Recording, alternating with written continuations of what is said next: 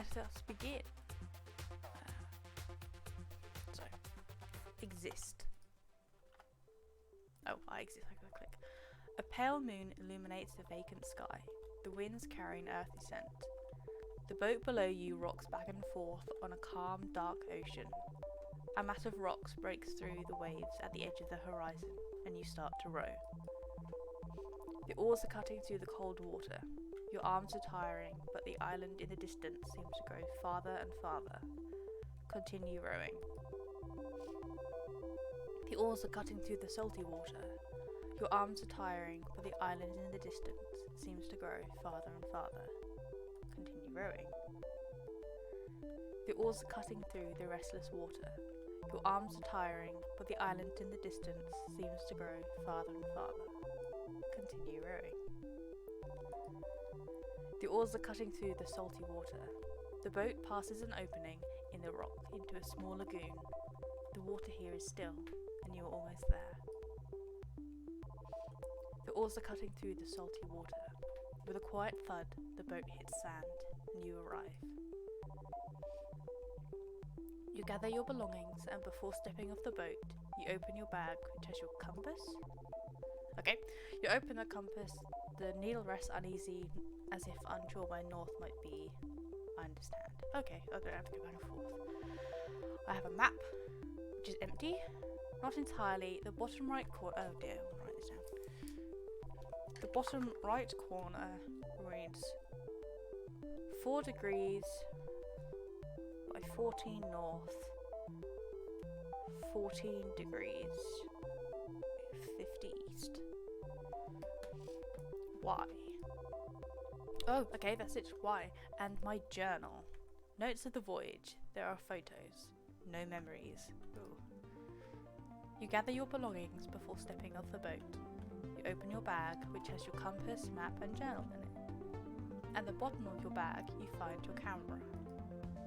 A nice model, highly adjustable focal length. A new leather band was delicately put around it for comfort. It's light. Fiddle with it. Click. Okay, so step off. A ravine opens up in front of the boat. The rocky cliffs at each side seem to reach for the sun above. The path snakes at an incline, leading further into the island. You start walking. The wind whistles through the ravine, creating soft harmonies that break through and weave the air. Sorry,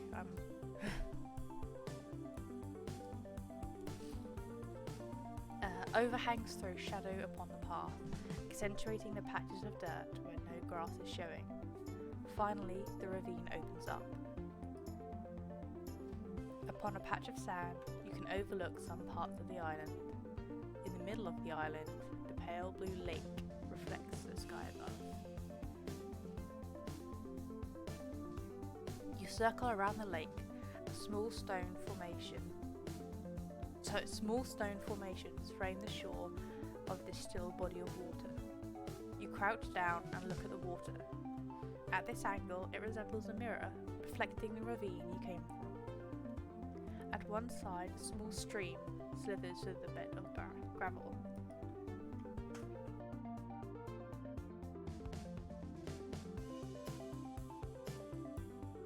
Oh, I'm so sorry, my hay fever is really playing up this morning. Well, it's not even this morning, this afternoon. It's a lovely day. Hay fever likes to kill me. The trees, oh god, I'm never going to start, am I? The trees open up to a small pond lined with reeds surrounded by trees and bushes. Leaves float upon the surface, dancing and forming patterns. I take a picture. You look through the viewfinder and line up your shot. 2 leaves on the pond have caught onto each other, swirling around the water in a small dance. Even though the trees throw shade at the pond, the leaves swim towards the few spots of light on the pond where the water reflects and the light as a glittering warm sensation. Click. Just as you take the shot, the leaves split and glide along the surface the water surface aimlessly. The inside of the camera whirs as the film is pulled along, preparing for your next shot. You are disappointed, but there's no changing it now. You are glad you could experience it whilst it lasted. You stare at the leaves for a few moments longer and stand up again. camera away. A small stream trickles down some rocks that line the hill. The lake water found its way down here.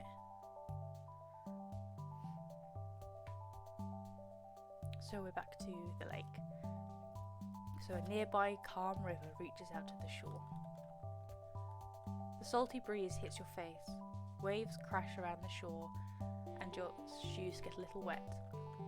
You retreat a few steps and walk along the shore before you sit down in the sand, taking a break from your walk. Let's take a picture. A formation of rocks breaking through the water's surface catches your eye. You walk along the shoreline to find the most interesting arrangement of shapes. You manage to find a spot to take your shot from, as you drive your knees into the sand and zoom in. Click. The pale blue light catches onto the rock silhouettes, distinctly separating them from the background.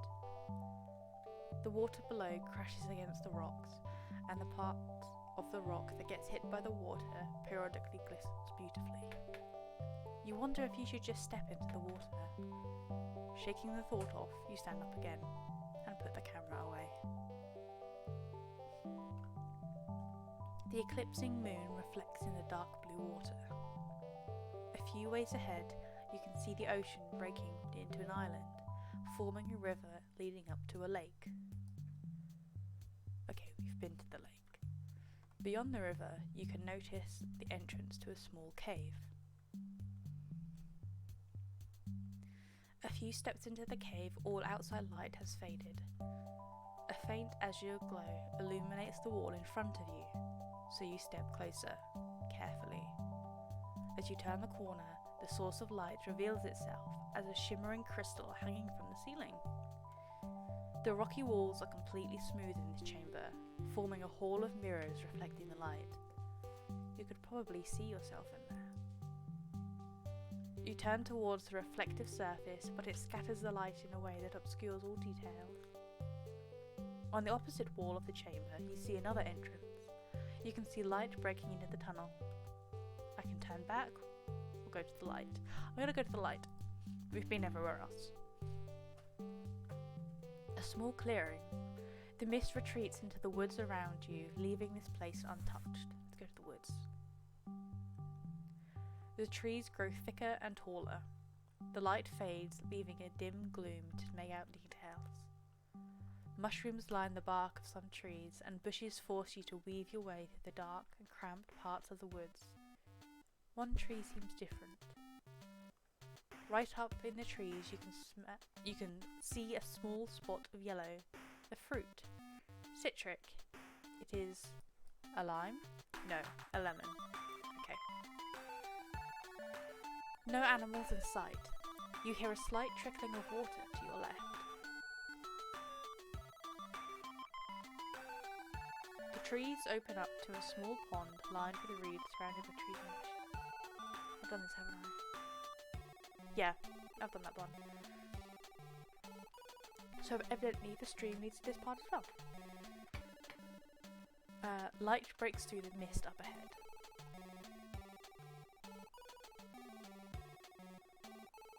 Okay, so go back. In the distance you see a strange shape atop the hill. You approach the angular shape of a smooth umbral stone. As you step near, it seems to grow, as if perspective was amplified. You're curious. You run your fingers over the smooth surface. It's warm, pleasantly so. Umbral depths, a slight hum, a glimmer, twinkling, warm, inviting. Watch. You think you can make out a shape. You lean closer. The source of the glow seems to emanate from inside this rock. See. Your curiosity guides you deeper into focus. You feel vibrations below your fingertips as you stare deeper into the dark, shimmering rock. One after another, small twinkling dots appear in your peripheral vision. The golden glow fascinates you. A warm breeze caresses your skin as the world around you goes black. Your consciousness starts to move deeper in. The twinkling dots move past you like stars in the night sky, and you feel light. The sensation feels liberating. The pull seems to separate your body and mind. You feel overwhelmed, but are not sure from what. Gravity shifts, the glimmer pulls you closer, faster and faster. Your heart begins to race as its beating reverberates throughout the void. Close your eyes. What happens when I'm scared? You try to pull back. You can feel your consciousness stick to the obelisk like honey. As if walking through tar, you slowly nudge your way backwards, a glimmer dimming, a doubt, a call. You feel cold. I'm going to pull back further. You slowly become aware of your body. Your arms are tense as you try to push away from the rock. This is not a matter of strength, but of will. The glimmer turns dark, the golden glow vanishing in this vast blackness of the rock. You push, and push, and push, and push, and push. As your arms give in, the light around you returns. You push off from the obelisk, a small glimmer reflecting back at you. You fall backwards. You hit water. Your body tenses from the expectation of an impact, yet here you are, in cold water, losing your sense of space. You start to swim in the direction the light comes from, trying to regain your sense of where up is. Breath escapes your mouth, and the bubbles rise in the direction you are swimming in. The light gets brighter. You break the surface of the water. You gasp for air before anything else, your body shivering in the cold water. Calm down. You start to regain composure and notice that your equipment is missing. There's no use looking for it, as you seem to be in the middle of the ocean. The crescent moon shines down on you, and you put up a hand against it. You're still here. There's your boat. With the last of your strength, you try to reach it, small waves trying to pull you underwater again. Climb into your boat. A pale blue? I'm adding things now. A pale moon illuminates the vacant sky. Winds carry an earthy scent. The boat below you rocks back and forth on a calm, dark ocean. A mass of rock breaks through the waves at the edge of the horizon, and a pile of photos rests atop the other seat. It's a pile of papers, mostly photos. Rocks in the ocean. Are they sinking, or are they pulling each other out of the water? Where was this taken? 2 leaves on a pond. Yet they are quite a distance apart, but will they ever meet? You hope so. Who took this picture? You have no recollection of it. A lemon. You smile. It's the little things. At the bottom of the stack, you find a note. Weird. You put away the note and pick up the oars. Oh, I like that. I'm gonna go back. Oh, my lemon. I'm gonna go back and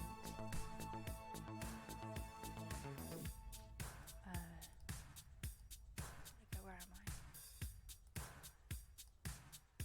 I? I would have fall. Close my eyes and fall towards the monolith. The hum intensifies, the glimmer grows.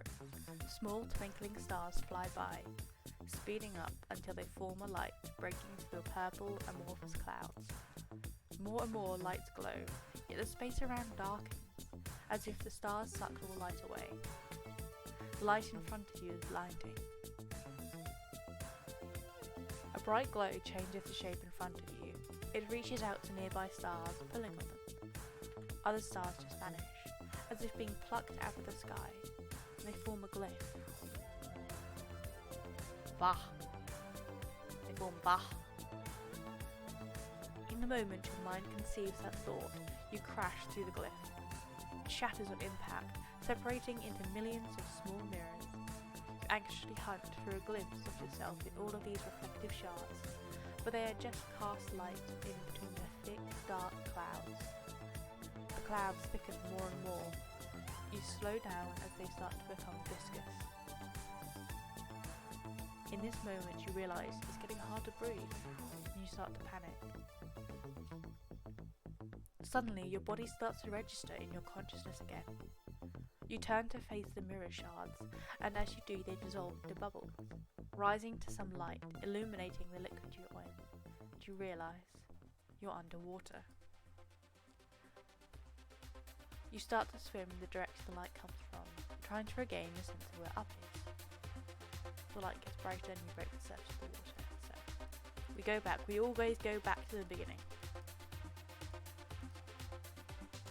Right, so I'm not going to go up to the monolith this time. I'm going to go through the mist. Oh, okay, that just takes us back to the woods.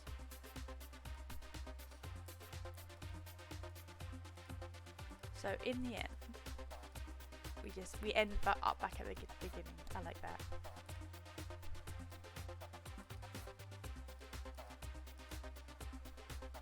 I'm gonna go all the way back through again.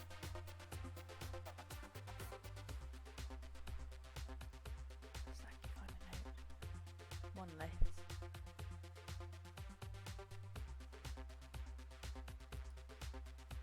Oh, I really like that. You know, I don't know if many people remember these type of games where, I mean, this isn't really like multiple choice, but I remember playing games. It was like an old Lord of the Rings game. It's actually my dad used to play this when he was like a teenager. Well, not really a teenager. Whenever he had a computer, and you have to type stuff in, or you have to click on things, and it was kind of like a point and click, but it was all story based, like all text based like this. And no, I really like that game. I have a feeling I should have done my background music off. I think it kind of took away from the general feel of it. No, so that was Monoliths. I'm gonna link every game. Oh. I play. So now I'm gonna have a look at this ghost stories. Oh, this has music. So, turn you off.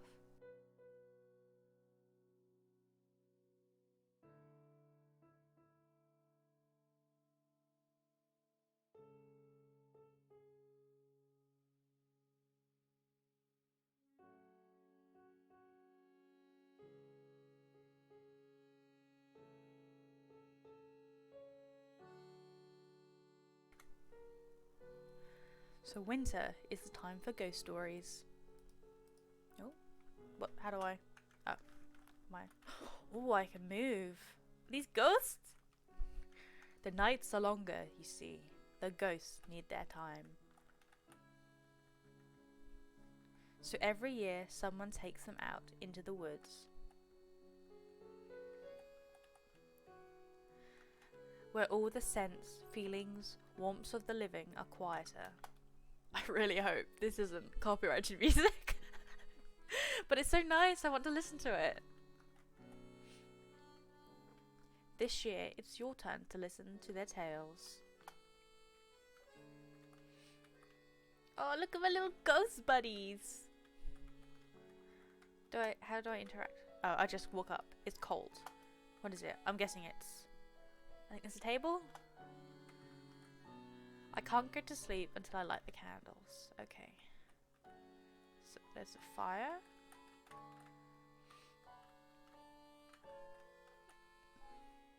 It's dark and cold out there. Okay, so don't go outside. Guessing these are my candles. It smells of pine smoke, ink-stained fingers, and a headache at the top of your spine. It smells of leaf smoke, dusty earth, and flaking paint. It smells of meat charring, pungent herbs, and a new moon. It smells of hawthorn smoke, unwashed wall, and a crowded room. So these are the lights for my ghosts. Oh, they found their place.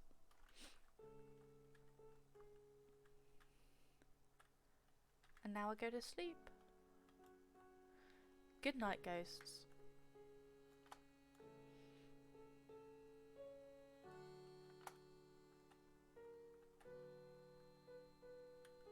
I can't go to sleep till do I have to light the candles again?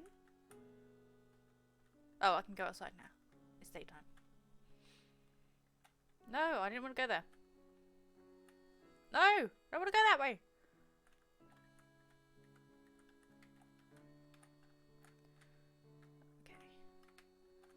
So I can't really stray from the path. I'm gonna go right first.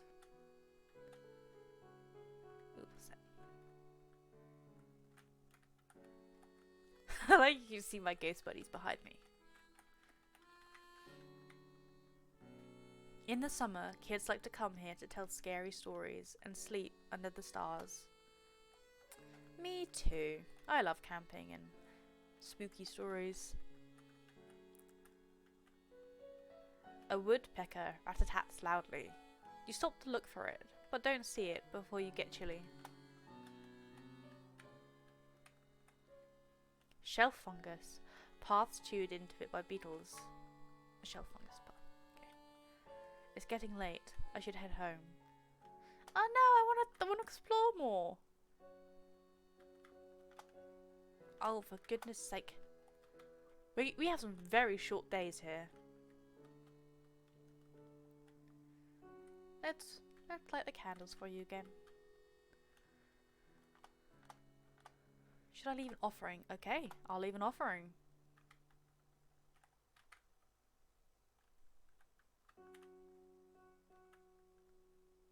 The store was my father's and his parents', and probably one of their parents before that. I didn't ask. I always thought once she grew up, that's when I would go. But by then, it was the whole village that needed me. Who else would know how to find them in their spices? Find their spices, their special fabrics, parts for their tools. Yeah, it's gonna leave an offering. How did I just say no? No, fuck these guys. No offerings for them.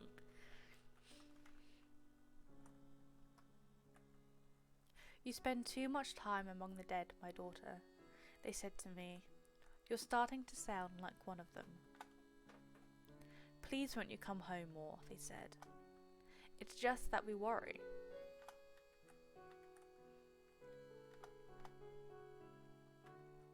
Oh, can I not leave an offering here? Okay. Okay.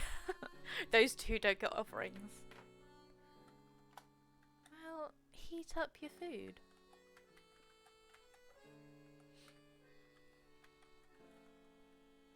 Good night, ghosts.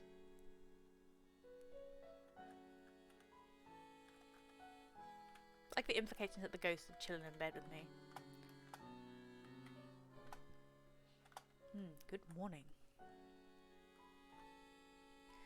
Okay, let's go further along the right-hand path.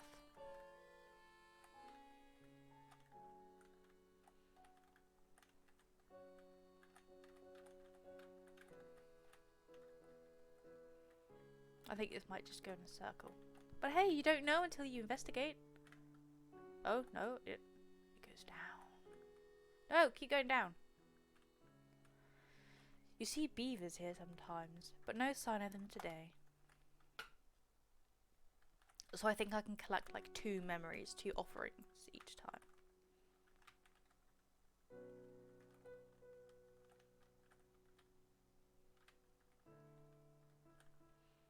Oh, there's another offering up there. Keep going down! Some people claim if you sit still here long enough, the river spirit will come out. That's nice.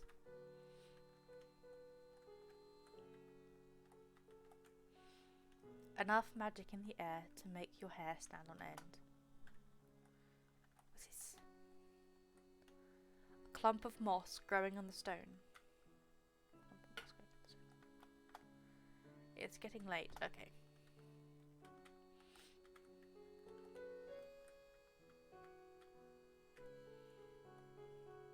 I'm gonna give these guys some loving this time. Yes, leave an offering for them.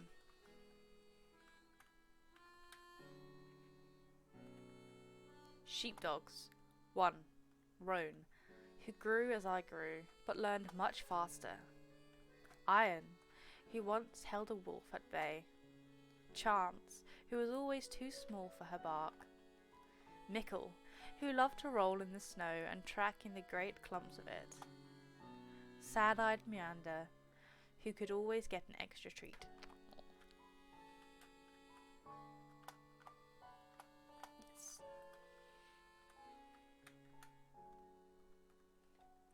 Some days the village parents send their children to help me in the garden, if the weather is good and they can be spared from their lessons.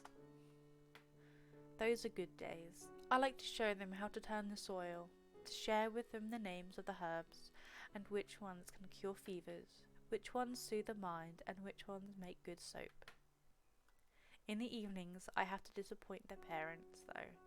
Send them home with their children without pulling any of them aside, without whispering in any proud ears that their child has a knack for magic. I like that less. The expectant eyes, the occasional sigh. But they're good days still.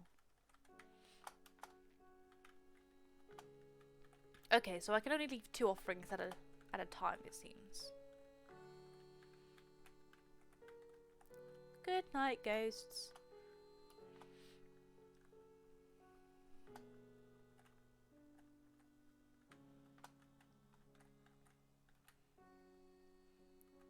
Let us finish our excursions to the right.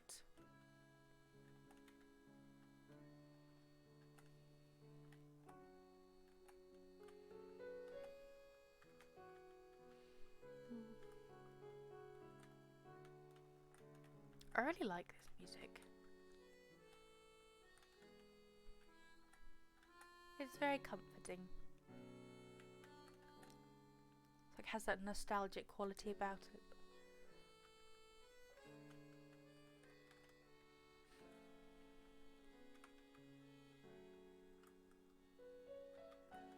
Nope, that's as far as I can go down there.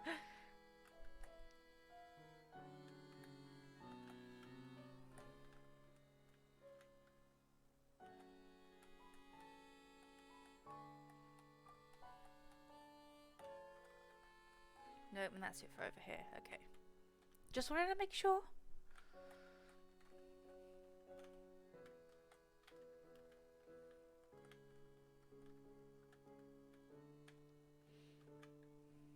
Keep going.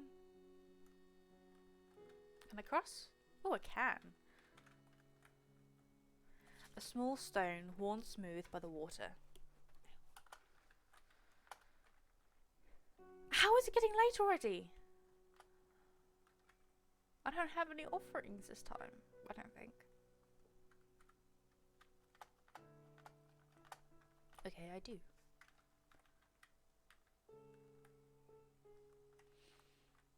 Look after your sister when I'm gone is not a good thing to say to a 13-year-old, I think. I don't blame him. None of us know how to die until we've done it. Yeah.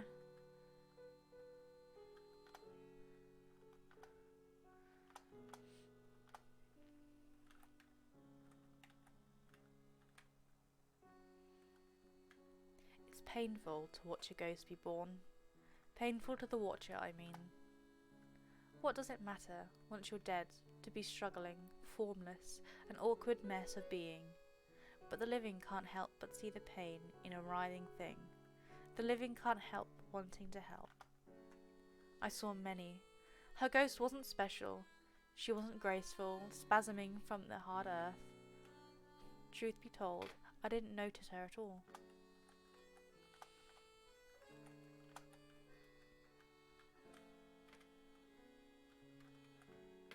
Okay, don't investigate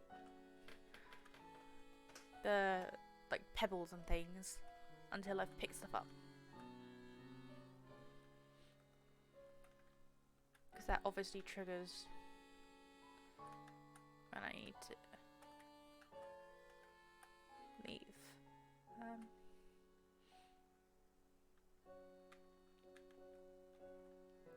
Snow's melted a bit, and you see some snow fleas underneath. What's this? Bright red berries. Okay, I'm not gonna pick up the other one, because then I'll get tired and have to leave again.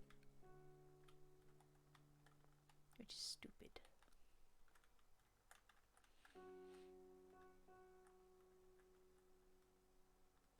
Nope, okay.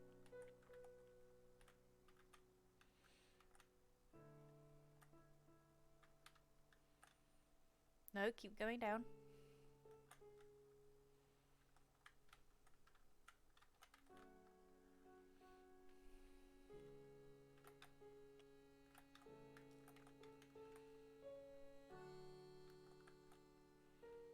It went that way. Yes, it did.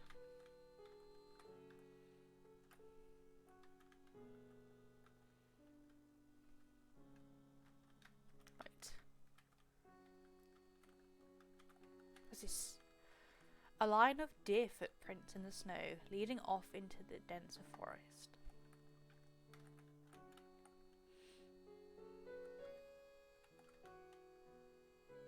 Oh, there are so many things, but if I touch them, I'll get sent back.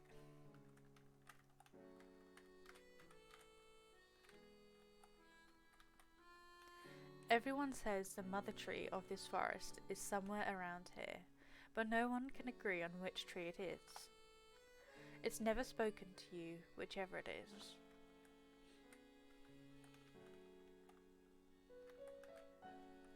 A piece of last year's wasp nest fallen from the tree and broken. It's getting late!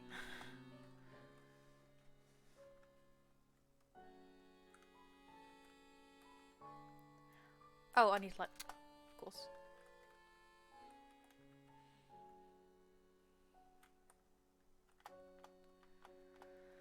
Yes! Ooh! I have 2 potential offerings. Stories I heard on long winter's nights. 1. My grandfather. You know, he moved here from across the sea. He said people there have carts and ploughs that drive themselves. 2. The stranger who tricked the stingy old cobbler into giving him a meal. 3. Did you hear the blacksmith's apprentice is in love with the graveyard keeper, but they can't get her to notice? I saw a bear out in the woods who was as tall as a tree.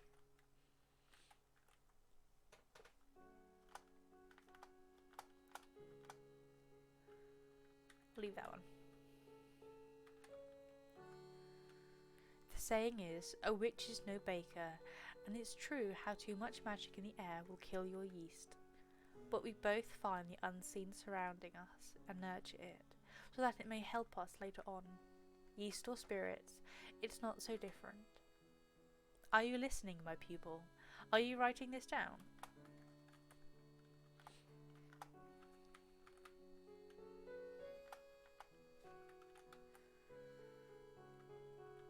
Oh, go down. There you go. Good night, ghosts. I missed it this time.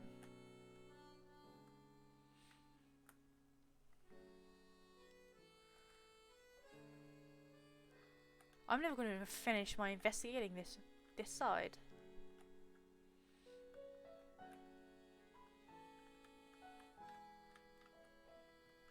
No, I don't want to. Oh, okay, that's literally it.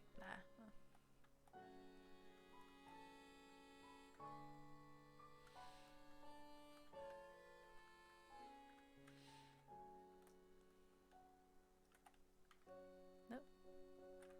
Okay, so I came round here. Right.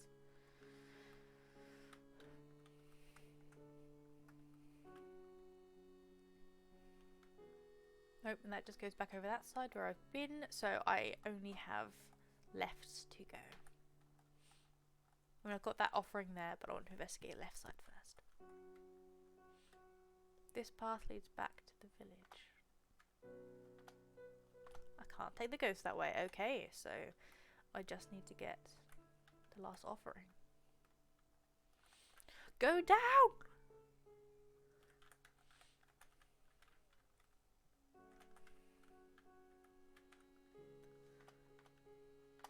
Okay.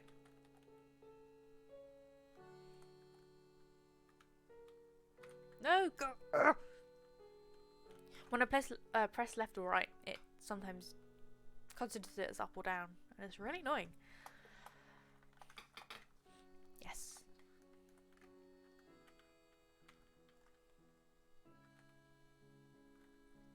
Once, when she was nearly grown, I left for a week, walked towards the next town over. I'm not accustomed to travelling. It took me half the time I said I'd be gone just to get there.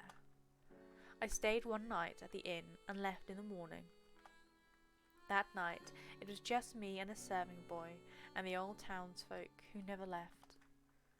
The boy was my age, more or less, and he told me the town gossip, and I told him the things I'd made up about being a traveller, stories about places I'd never been.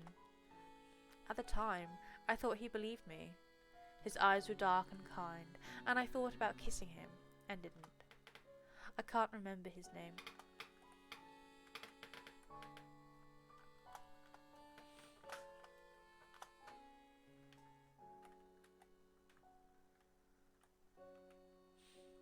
When I was a child, I liked to dig. I liked the physical motion, the effort that drives worry out, and I liked the idea of it, disrupting the age-long continuity of the earth, just a little, of finding hidden things long forgotten. The fact that I never found anything more exciting than a few old animal bones never really dampened my enthusiasm any. That's not what people want to hear when they ask why you became a graveyard keeper, though. So I tell them that I like ghosts. Oh, that's brilliant.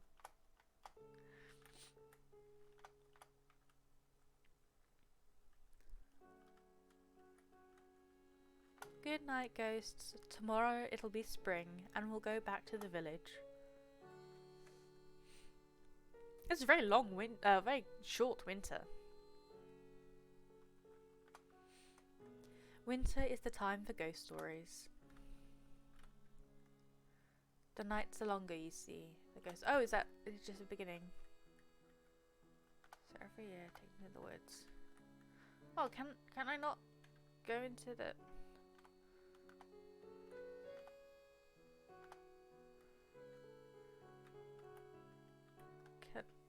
Oh, that's it. I can't go into the village. It was lovely hearing all the ghost stories. It was very nostalgic, actually. No, I like that. So that was ghost stories. Once again, I'll be throwing that. I know, I'm kind of whizzing through these. They're only short ones, but I thought give them a go nonetheless. So this is Paper Plane Woods, which is another text-based game. So, we're in a witch's house in the middle of the not-so-creepy, but still a bit creepy forest. Here we meet the protagonist of our story, the witch who lives here. Oh, and don't forget her cute black pet duck, or proud familiar, depending on what you want to call them. She is a sweet little witch, but she's also a maverick. Duck, what are you reading? Oh, it's the newspaper from yesterday. Instead of really reading a newspaper, she reads the news in a witch cauldron while she cooks up some delicious soup. It must be nice to be a witch. Looks like there's a new trend. What trend? Some witch fessers say it's getting that it's healthy to open up the window and door for some minutes. They call it storm ventilation or storm liften, especially recommended after a failed spell or after a long period of concentration. Huh. Duck. That sounds weird. I always thought it's been called Stoschlisten, bump ventilation. It's been a couple of years since I've done German. Anyway, air ventilation is super popular right now. A lot of spells are failing because of the bad constellation. Some witches messed with the stars, never a good idea. So why not level it up? Bring the storm in. Maybe the author made a mistake. I don't know. What if the documents got lost? It's not that stormy outside. Let's try it. Okay, why not? So the witch opens the window and the door. Some fresh air before dinner couldn't hurt. Or, just kidding, nothing happened. There is a nice breeze in the house for a moment. Duck. Ooh, how refreshing. It's okay, I guess, but so cold. You'll probably survive a few more minutes. Probably.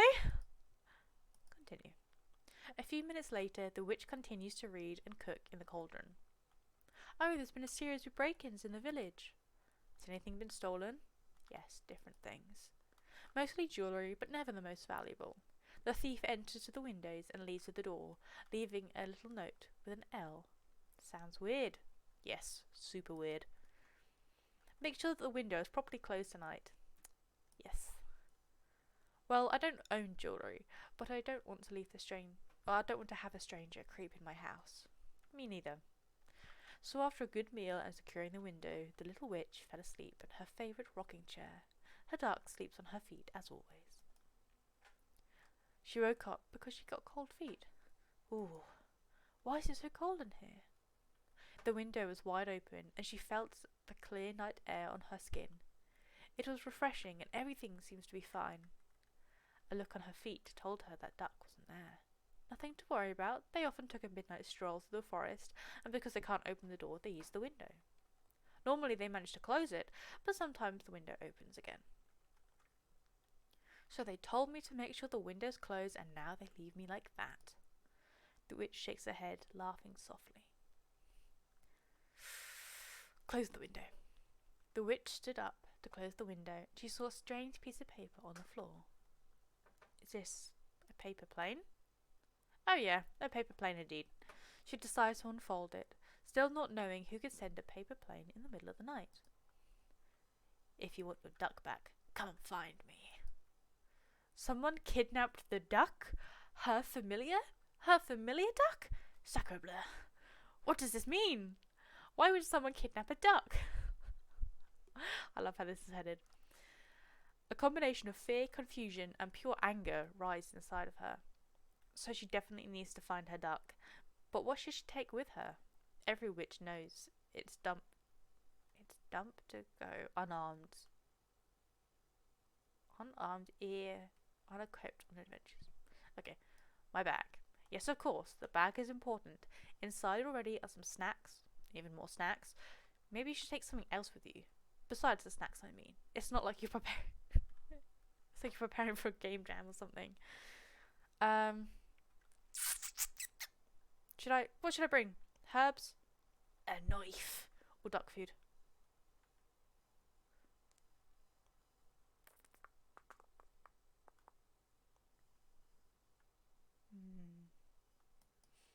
I'm gonna bring a knife. Oh, so you're bringing a knife to a gunfight. You're a witch. You could use some spells to convince your enemy, so why a knife? But sure, do as you please. Something else? My staff. Good choice. It would be weird to leave without it, so after grabbing the staff and a coat, the witch leaves her warm and cosy home to find her pet duck, still wondering why she didn't notice that someone took her familiar away. Perception minus her. So we're in the forest now. The moon shines bright and the owls hum to a song that they can hear.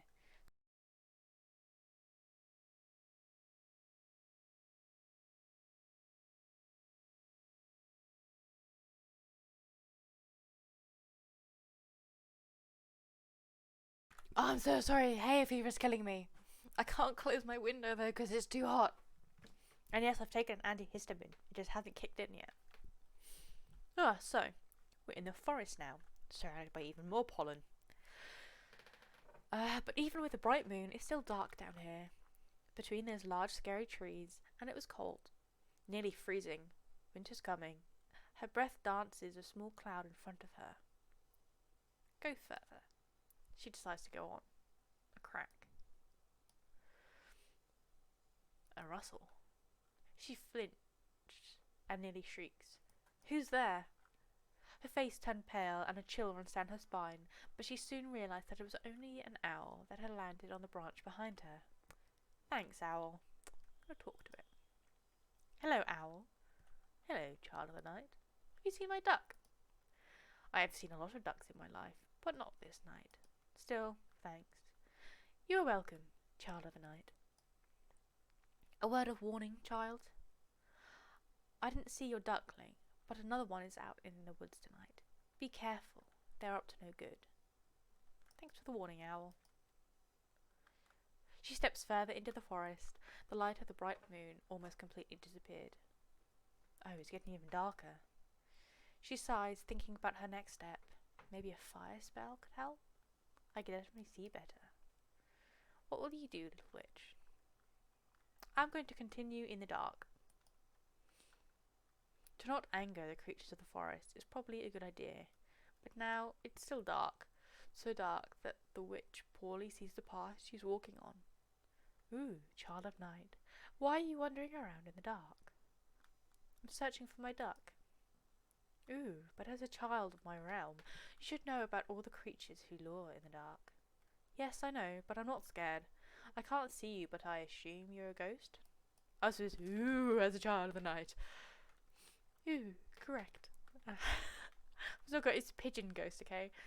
Ooh, that's correct. A friendly one, if I may say so. But be warned, if you take the flower path, you might meet another ghost? My cousin. He's a scary one, even for a ghost. The voice of the ghost becomes a high-pitched scream, and the witch covers her ears. What a strange one. The witch continues in the dark. The road splits into two paths. The witch could see very little, but along one path there were pretty flowers, while the other lay unadored in front of her. Which way to choose? Oh, who needs paths? I like that one. Well, okay, you went it that way. It's dark and now your socks get wet. I guess this sucks. Why don't you go back? No. Okay, so you'd like to go on, in the dark, off the path with wet socks. Congrats. I think you'll have a cold tomorrow. Fine, do whatever you want. But I won't tell you where your duck is, and I'm the only one who knows it. I'm the one who controls the answers. Okay, I'm gonna go back. The barren way it is, simple and clean, and the widest, so it's the most trustworthy. You remember being here before, but something's different. You hear a strange noise nearby, a deep growl, an angry growl. Do you want to see what it is? Yes.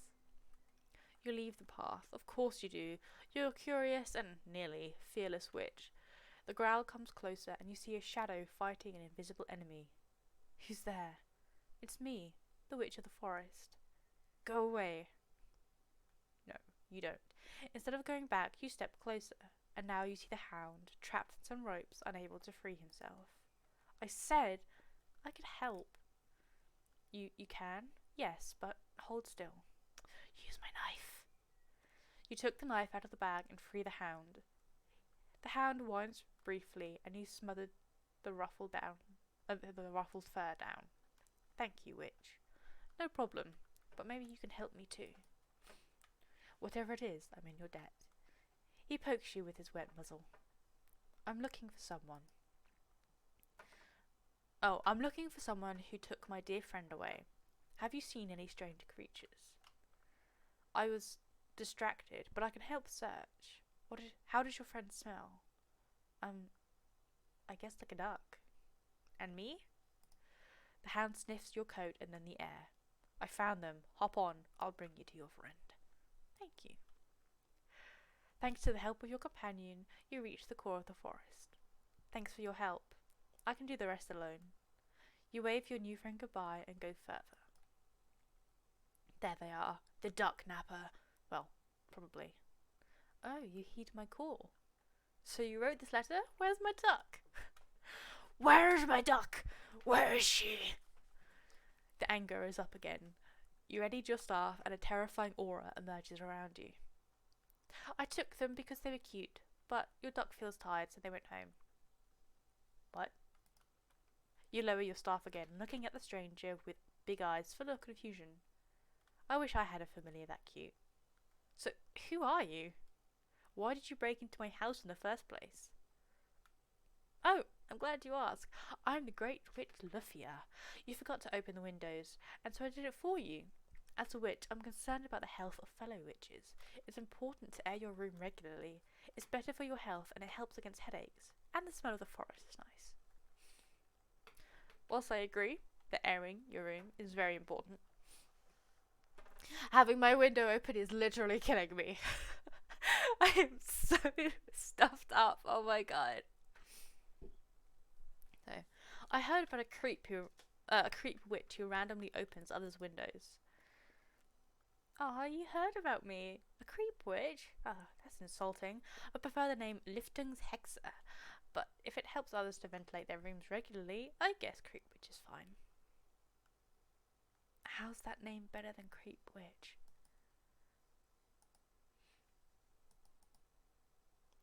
I'm pretty sure I opened my window to let some fresh air in. Ah, yes, your duck did tell me something similar. I guess the best make mistakes. You sighed again. So, you you just open windows? Yep. Of other people's houses? Yeah. In the middle of the night? Yeah, obviously. For better air ventilation? Now you get it. She winks at you. Now you get it. You do not wink back. Take a deep breath. Count to 3. Do not think about the fact that you are standing here in the middle of the night because a crazy woman kidnapped your duck when she wanted to mother you. Your feet are freezing and you are really hungry because the author forgot about the snacks in your back. Wonderful evening, isn't it?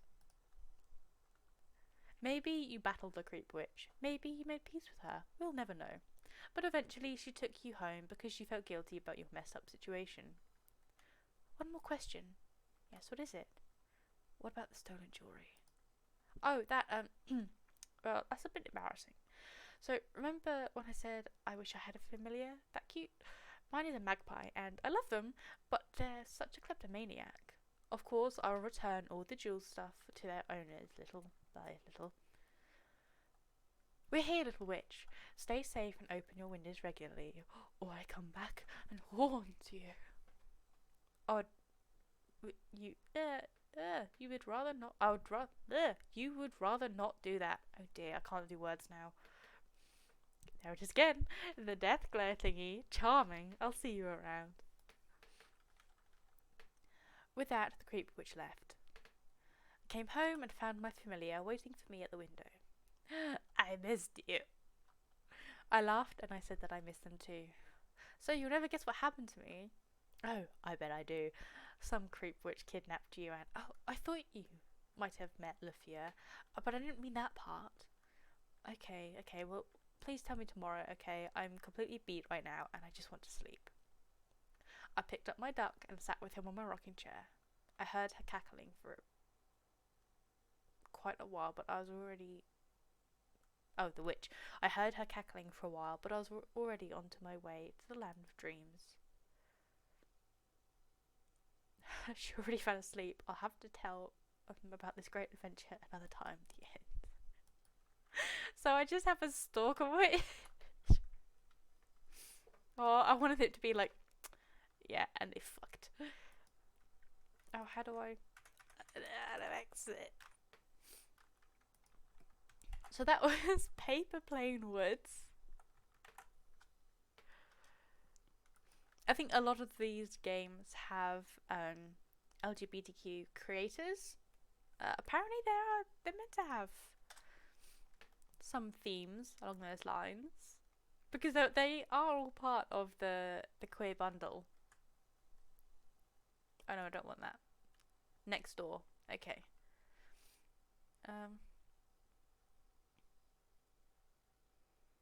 Oh no, that's a horror game that I wanted to play at some point. Right, this one's just called Pride. It's a narrative about a gay man as he reflects on his past, present, and future using the pride flag and its symbolism as the foundation. Righty-roo. So this one is Pride. Let us begin. Bump, bump, bump, bump, bump, bump. After living in California for 5 years, you realise you don't miss the bumpy gravel roads of rural Arkansas. Hey, see, I'm practically American. I know it's pronounced Arkansas. That you grow up in. Not a single bit. Look to your left. Your eyes are drawn to the cow pasture outside your driver's side window. Their moos echo off the hay bale surrounding them and infiltrate your ears as a sweet, sweet song. Secretly, you miss it. The sounds of animals grazing on the pasture far outweighs the sounds of honking horns, road rage drivers, and constant nightlife in the city you live in now. I want to look great. Your eyes dart to the tractor outside your passenger side window. The tractor ploughs the fields, upheaving massive pounds of dirt in the process. You roll your window up to prevent inhaling the dust. The smell of the freshly ploughed dirt is oddly nostalgic to you. It reminds you of the summer evenings with your grandpa on his tractor. You would always sit in his lap and pretend to drive the massive 6,000-pound machine while he chuckled and held you tightly. You missed that carefree feeling. The fields and lushness of the surrounding greenery take you back to a time in your life when everything was not so complex. Carefree. Life wasn't yet a maze that you had to twist and turn through. The only thing that mattered was sports, playing in the yard, and flirting with girls at school. Trivial matters, yes, but at the time it seemed to be your whole world and all that it was ever going to be. I want to make sure that the other one.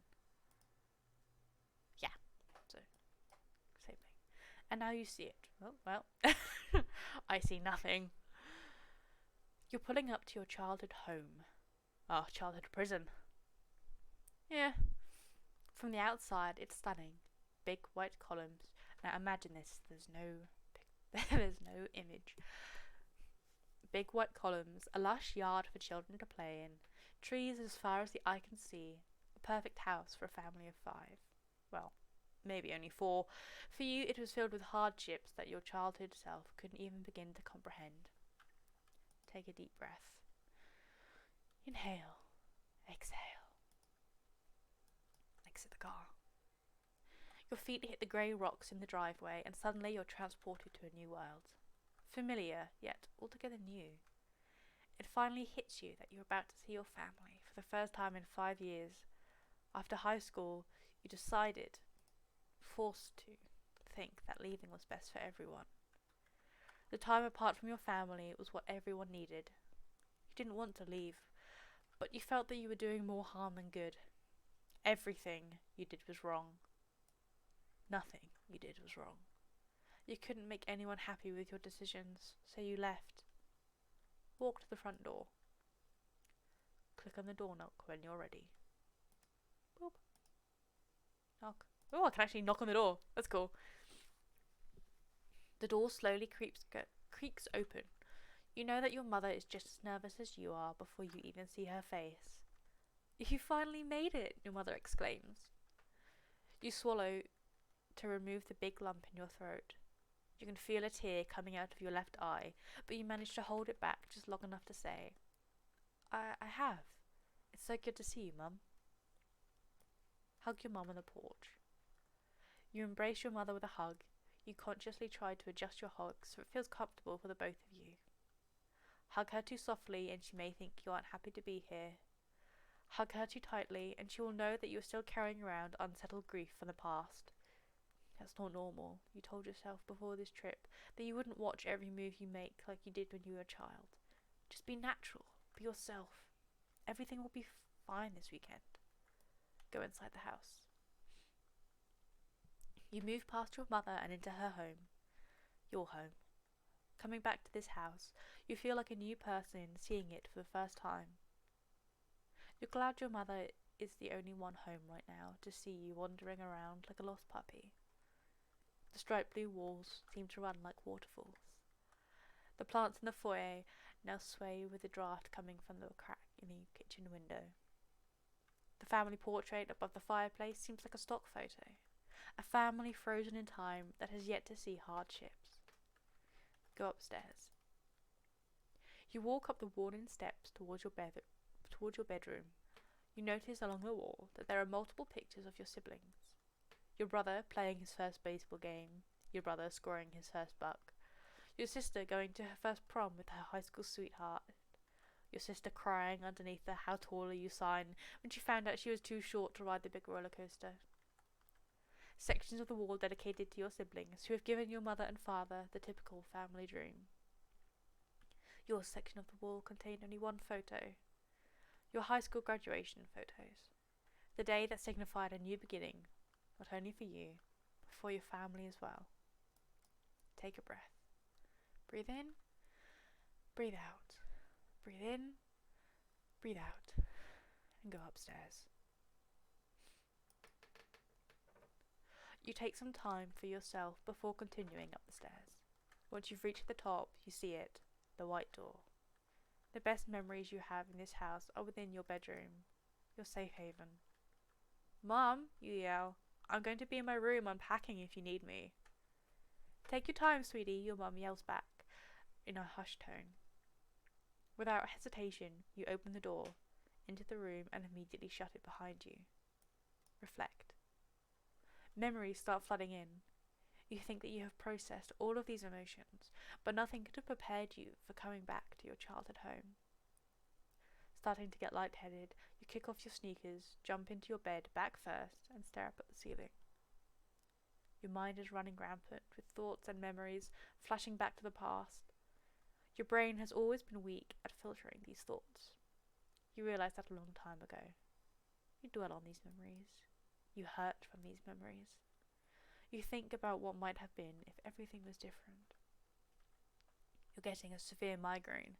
You close your eyes with the pain and your veins pierce the skin of your temples. Your head starts scrolling through thousands of colours at the same time. Focus. Your mind narrows into focus. Thousands of colours turn into 6. Red. Drip. Drip. Drip. You're 18. You've been living in California by yourself for a month now. Loneliness has taken over. The only thing you feel at this point is nothing. Numb, lifeless, hollow. You're sitting in your bathtub again on a Saturday night. The translucent water quickly turns a pale shade of red. Inhale, exhale. Inhale, exhale. The pain runs deep, but not deep enough to hurt you permanently. This release is exactly what you need. You feel shame. You wonder why you do this to yourself. And you search for an answer and come up with no answer. What is wrong with you? You lay in the dark red water until an unknown feeling comes over you. Focusing on the pain in your life will destroy you. Focusing on the harm done to you by others will kill you. Your eyes narrow in on the stream from the bath water as it wisps around you in elliptical patterns. You notice the red water fails to taint the natural colours of the stream. It's pure, warm, full of life. Through the pain you're feeling, the left side of your lip moves upwards towards the porcelain ceiling. Focus. Orange. You're 17. You have just read an article about how to come out. Whoop. Oh, sweet, they actually link you to the article. So, your nerves are high, but you know this is the right thing to do. Maybe this type of transparency will allow you to go closer to your family, something you've wanted since you were a kid. This moment has been building up for years, and you decide it's now or never. Your relationship with your family has always been strained because of you being so different. What's one more difference going to make? Come out. One more difference can mean a lot, especially when it's the quality that your family detests. After coming out to your parents and siblings, no one in the home locks eyes for you for weeks. At most, you receive awkward small talk that turns into drifting silence within a few minutes. You feel more alone than ever. You hold a grudge. Why can't people accept you? Why are they avoiding me?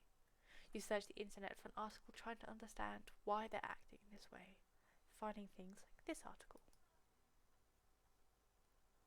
My parent. Oh, well, I can't see it anyway. Yet, you still feel resented. How are you supposed to heal from this? Let time pass. Time passes and things don't get any better or worse. Your family seems to disregard the events that transpired months ago. This continues for years until you leave the home. Your mother sits at the dinner table, talking about how she can't wait for you to find a wife and have her a few grandkids. Your father asks if there are any girls you're interested in taking to prom. These kinds of statements break you. Your family's form of healing only causes you more pain. You are vulnerable and open, and they seem to disregard it entirely. A fever dream. You realize the only way you can heal is to remove yourself from the harsh behaviour. Only time can heal you now. Focus. Yellow. You're 14. Your family packs up the car and drives from Arkansas to Florida for a beach vacation. A 7-day trip with your family should seem fun to a teenager, but you know something will go wrong. It always does. At home, you can retreat to your bedroom when you don't feel like being part of the family, On trips like this, you're forced to endure the feelings that plague your mind. You arrive at the beach. You sit under the yellow umbrella that your family has rented for the week. The fibres of your beach towel scratch against your back and you start to fidget. You sit up and wipe the sweat that has accumulated on your shoulders and forehead. Heat bears down on you. You decide to alleviate the burning. Put on sunscreen first. You grab the bottle of sunscreen out of your mum's bag and begin applying it to your shoulders and neck. You walk out from under the umbrella and step into the sun, bright, burning and warm. Your mouth becomes dry and you decide to treat yourself. Go to the ice cream truck. You walk across the hot, grainy sand and get in line behind 5 other people. You can't wait to cool off with some strawberry ice cream and a cone. Good choice. While in line, you notice a couple in front of you. Their swimsuits complement each other, light pink with pineapples. They're holding hands, locked in a strong embrace. They share a small kiss and chuckle softly. Their love is definite. You yearn for something like this, something real, something transparent. The couple get their ice cream and starts walking back to their place on the beach. Compliment them. Something comes over you and you feel the need to say something. Excuse me, you say nervously to the couple. The 2 men look back at you with their hands still locked. What's up? Says the older man. I just wanted to tell you guys how adorable you are. It's nice to see 2 people so in love. Oh, thanks, kiddo, says the shorter man. We appreciate it. The 2 men walk off to their place on the beach. Being out in public is something you can only dream of. That kind of exposure must be nerve-wracking, or maybe it's liberating. You hope someday that you can gain any type of confidence. The sunlight beats down on you heavier than before. What happens if I say nothing? You say nothing to the 2 men as they walk back to their umbrella on the beach, hands still locked. You don't see many men so open about their love back in Arkansas. You imagine what it would feel like to be hand in hand with a man walking down the beach. Would you be nervous? Would you not care? That type of exposure is scary for you, but you yearn for it. Open, exposed, public. You look back at your family sitting on the beach and wonder how hard it would be for them to see you with another boy. You snap out of your thoughts and pay the ice cream man $2.50 for your ice cream cone. The sunlight burns hotter on your back than before. Focus.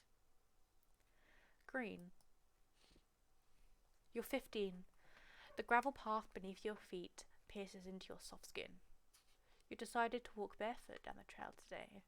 The pain from the gravel combats the numbness you've been feeling lately. The trees surround you from both sides. You watch their branches sway in the wind. The soft hush of the leaves bristling against one another help calm your anxiety. You come to a fork in the path. Let's go left first. The left side of the path has always been your favourite. Growing up, you've always enjoyed walking these trails with your grandfather. He used to hold you on his shoulders so you can touch the bottoms of the tree branches. You miss him so much. Your grandfather understood and loved you unconditionally. Look into the clearing. Perched on a branch, you notice a green jay. The bird is calmly perched and it seems to be staring at you. You stand there with locked eyes. You've always admired the green jays in the forest. They have the freedom to fly anywhere they choose, yet they stay within this forest. The green jays have a home that they come back to, a home that protects, a home that nourishes, a home that isn't a prison. Nature is a nurturer. You wish you could live with the green jays and fly around the forest without a care in the world. This type of freedom is something you only dream of. Let's turn right. No image.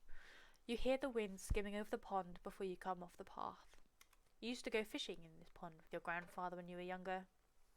Some of the happiest memories with him are being out in the nature together. Grandpa never knew who you really were, but you like to think he knew all along. He was the one person in your life that could always make you feel at peace with yourself. There wasn't a moment with him that you didn't feel safe and free. You miss him dearly. Focus. Blue. You're 20. You've lived in California for a few years now.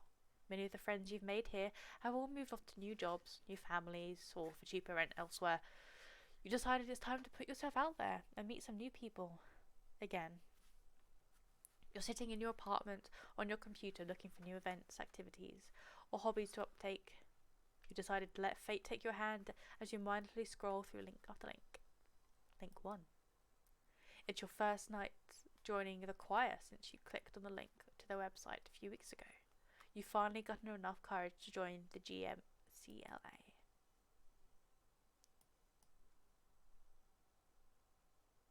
Gay Man's Chorus of Los Angeles. Okay, there we go. A man named Trevor welcomes you and introduces you to the group. Their warm, smiling faces reaffirm that you made the right decision in joining this group. You join the tenor section and sing softly throughout your first rehearsal to avoid embarrassment or comments on your voice. You know that you'll build up enough confidence soon. Being around this many men who share the same interests as you is something that you've never felt before. What a great feeling. Attend your first conference? That's me talking. Attend your first concert. Your first concert with the GMCLA is on a warm September afternoon. The choir is singing a benefit concert for homeless lgbtq+ youth in downtown Los Angeles. Your nerves and fear of embarrassment quickly fade away after the first few rehearsals with the group. You even got to perform a small solo during one of the set pieces of the concert. You've always enjoyed music by yourself, but you never knew the euphoric feeling you could get from being in such a caring, loving group. Voices blending with the voices in pure harmony. For the first time in a long time, you felt harmony with the world around you, and you never want to lose this feeling. What's link 2? Link 2. You're sitting in the back of the bar with your legs crossed, your nerves getting the best of you, and your mocktail isn't giving you any liquid courage. It's been a few weeks since you clicked the link for the open mic night at this bar. You've been preparing for a song ever since. And whilst it's not perfect, you decide to take a leap of faith anyway. Ease your nerves. Inhale, exhale. Inhale, exhale. And listen. You listen intently to the other singers, poetry readers and comedians on the stage, people bearing their souls on the stage, hoping to find some sort of connection with their audience. You're so entranced by the confidence exuding from these people and their performances that you don't even hear your name being called from the MC. You stand up and take the stage. You sing. You grasped the mic in your right hand and started your song. It was shaky at first, but you finally let go of your nerves and freely sang, just like you practiced. You finish your last phrase and exhale slowly. The audience claps, and you even get some woos from the less sober audience members. A man named Trevor comes up to you after your performance and tells you how powerful it was. He says that your voice has the power to heal others, and he invites you to join his choir, the GMCLA, so you get there either way. You say you'll consider it and give him a hug. You've never considered the healing powers of music, but now you realise how powerful living in harmony can be. You focus. Purple. You're 23. You feel like you've finally found meaning in the world and have been striving to be a better version of yourself. You've become the man you've always wanted to be. You've decided to give back to the community and volunteer for the Human Rights Campaign, HRC. You're excited to be part of something that is so near and dear to your heart. It's June 12th and the start of the Los Angeles Pride Festival. This will be the first time you've ever attended a Pride event, and you're proud that you are working with the HRC to hand out information and participate in the festival. Attend Pride. The HRC Pride Coordinator gives you two options: help at the info booth or walk the parade with a banner. Info booth first. You take your place at the blue and yellow decorated informational booth, surrounded by countless other organisations and outreach services. There are multiple people helping with the booth. You and a man named Michael are handing out informational flyers to the public, getting to know each other better during your downtime. You find out he's from the South and moved to California when he was 18, just like you. Michael is very interested in your story and asks if you want to get coffee with him sometime. Let's go on a date with Michael! You accept Michael's invitation and go on a date with him. which turns into countless more dates. Months later, you move into an apartment together. Michael asks you to be his boyfriend a few months after you met, and things have been going great ever since. You've never been happier. Michael cares for you. He nurtures you. He gives you hope for a promising future, and you've been searching for someone like him your whole life. You can't help but feel like something's missing though. Michael has helped you heal and listen to your story hundreds of times. He's uplifted you and brought your spirit back, but he knows you aren't whole yet. Hey babe, he says one night, I think it's time. Time for what, you ask? I think it's time for you to visit your family. It's been so long and I think you're ready to face them. You're stronger now and I have faith that they miss you just as much as you miss them. You feel a lump starting to form in your throat and a tear rolls down your cheek. I want that more than anything. You really think they'd want to see me? Michael smiles and says, I know it in my heart. You're ready. Maybe he's right. You're a different person than you were 5 years ago. You're stronger now. You're more hopeful. You have your spirit back. I'll think about it, you say. So we're going to decline Michael now. You decline Michael's invitation, but you can't explain why. You sit in your apartment the next day and smile when you think of something wanting to get to know you better on an intimate level. It's time to stop being afraid. You've progressed so much over the years in finding out who you are and learning to be confident with your identity. It's time. You're ready. You pick up the phone off your bedside table and call Michael. So we go on the date. So this time we're going to walk the parade. I'd love to go to the Pride in LA or something, you know, real big Pride. I've been to Brighton, which was amazing. It was the first Pride I've ever been to, and it was fantastic. It wasn't long after I'd come out properly. I came out when I was 19, but I didn't start like socially transitioning until about 3 years ago, and that's when I first went to Pride. I met a bunch of other friends, and we all went, and it was fantastic. It was, you know, the first time I felt like me. And yeah, it's such a good feeling. So you begin walking the blocked off streets of the parade with a HRC banner in hand. You're surrounded by other organisations, outreach services and human rights activists. You feel a wide grin move across your face. Standing next to you is a man named Michael. You and Michael are destined to be together. You introduce yourselves to each other and begin sharing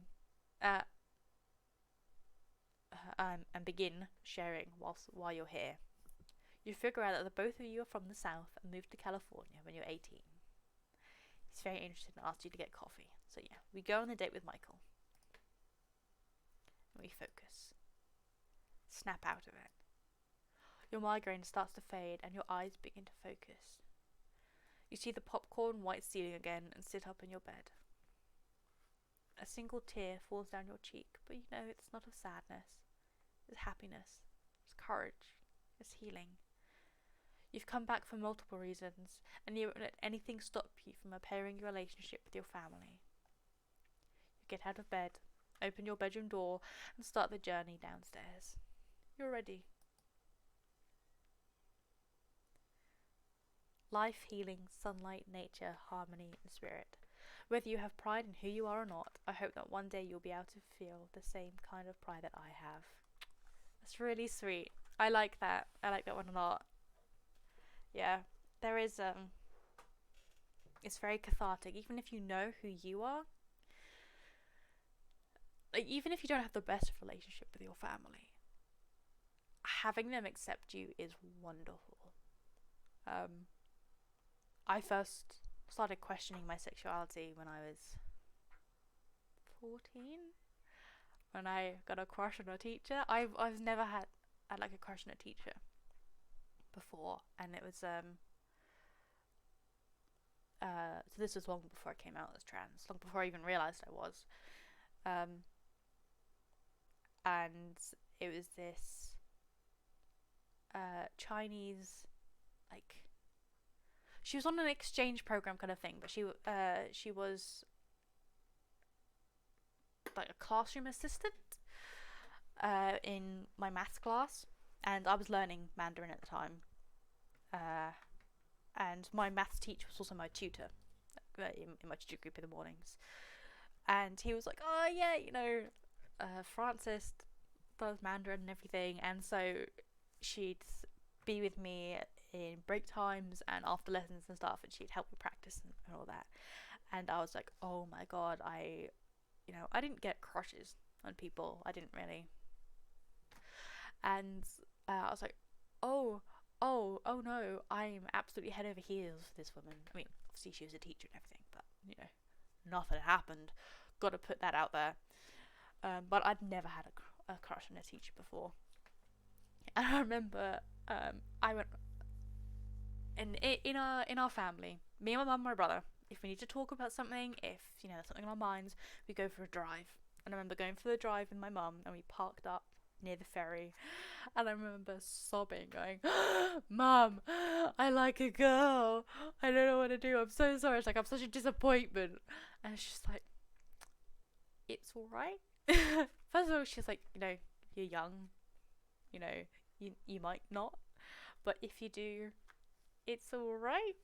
And I remember being so heartbroken, going, oh no, this is terrible, because at school there's the whole the gay jokes, and if you're gay or you're dirty and stuff like that.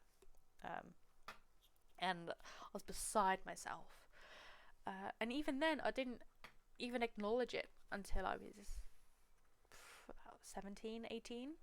And well, even when I acknowledged it, I remember I felt sick. I updated my Tumblr about me, saying that I was pansexual, because I personally identify as pansexual. And I was like, oh, because I had a couple of IRL friends on Tumblr, and I was like, oh god, they're gonna see it. A couple of them are bi and everything themselves. I don't know, they don't have a problem. They won't have a problem. We've always been very open about being LGBTQ friendly. And they're like, no, that's cool. And then, this was whilst I was at college. If anyone asked me, no, okay, no, god, no, not at all. I wouldn't, I'm perfectly straight, me. And it took me so long to just accept that part of myself. And then obviously, once I got the sexuality sorted, I was like, oh yes, finally, I'm me. And then gender came and revealed its head. It's like, but what about me? It's like, well, we've had breakfast, but what's second breakfast? We've had one life-changing epiphany. What about another one? And again, that was difficult. I remember saying to my mum, and she found it really difficult for quite a while. But we talked about it, and even now she says, look, I don't understand why, but I will be here to support you. And at the end of the day, it's me, it's my body, it's my life. She'll be here to support me no matter what. And yeah, we have come a long way from when I first came out. I am unapologetically me. And just knowing that they accept me is fantastic. My brother, we've always had a thing. He's always called me his dear sister, and I always call him my brother dear. And obviously I've come out and I don't. It's always been our thing. But I don't feel comfortable with him calling me his sister, because I'm not his sister anymore. But I didn't know what to do about it. It would feel a bit weird, because I use he or they pronouns. So I don't mind. My mum refers to me gender neutral. And some people refer to me more masculine. I don't mind either way. I don't mind if you swap and change it, because sometimes I am quite feminine, sometimes I'm a bit more masculine. I like to confuse people. And I said this to my brother. I was like, look, I love that we've always had this thing, but I don't feel comfortable with you calling me your sister anymore. I mean, he's fantastic. He came with me to my first doctor's appointment. Because in the UK, you have to go to your GP and say, I'm trans. can you refer me to services, and so I can get officially recognised as being transgender? And this guy started asking me a bunch of questions. And I thought he was going to throw hands with the doctor. The doctor was fantastic. He was wonderful, really accepting, which was great and it was such a relief. But obviously they do have to kind of grill you a bit. And my brother was ready to like deck this guy because he did the whole, "Are you sure? Are you really sure?" And Darryl just gets out of his chair. And he's like, "Yeah, he's pretty sure." And I love him. He's always been very supportive of no matter what I do. Even if it's a case of if we're fighting, he goes, "Oi, if you're a bloke, I can knock you out now." So, he's supportive even when he's being a dick, but that's siblings. And I was really upset when I said, this our whole dear brother, sister, dear thing. Because as I said, it's always been our thing. And we text each other back and forth sometimes. And he sent me his next text. He went, "Hello, dear sibling," and I honestly burst into tears. Because him calling me brother, I don't know. It just feels a little bit weird. I think in familial terms, I prefer neutral, like neutral pronouns and things. So my mum calls me her child and stuff, and having the sibling, it made me feel so good. And it's just little things that they make you feel accepted, and it shouldn't matter about anyone else to be who you are. At the end of the day, it's your life, it's who you are, and you should feel comfortable yourself. You don't need to justify or explain yourself or your existence to anyone. But you can't deny it feels nice to be accepted. And once I knew they accepted me, them actively doing things to make me feel comfortable is wonderful. And I do understand this story from one point, because if anyone who knows me, my dad is not accepting in anything. And we've never been close. And I know he will never change because this is how he's always been. But you can't help but hope that and dream that one day they'll just be open arms, that maybe he'll even come to Pride with me and be supportive. And that's never going to happen, but you can't help but hope. And I just send all my love to people who aren't as lucky as me. I've got the rest of my family and my friends who are supportive and who love me for who I am. And there are so many people who don't have that, who don't even have one parent on their side. Which is why pride and visibility is so important. There's someone in your corner. Even if they're halfway across the world, even if they're just through a computer screen, there's someone in your corner. And you shouldn't have to hide who you are. That's enough of my babbling. That's your message from Uncle Frankie today. And I'll post that one. That's actually a lovely story. So that's our first explicitly pride-themed game, I think, after an hour. That's really sweet. Oh, okay. This one is a little bit weird.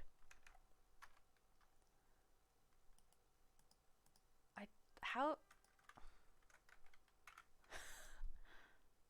Pride.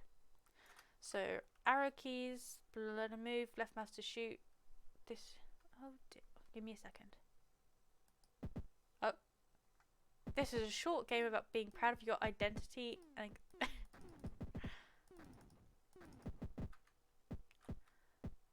Youth these days. So.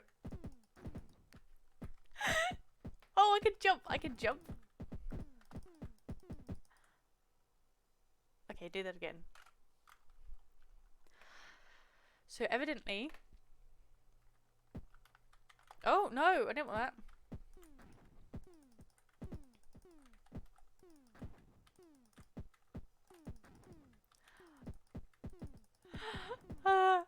So I'm in NB colours, so non-binary colours, and I'm shooting stereotypical men and women. I think, is this defending my gender expression?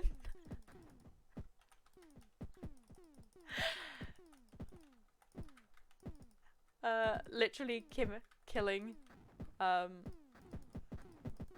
gender roles, gender ideals.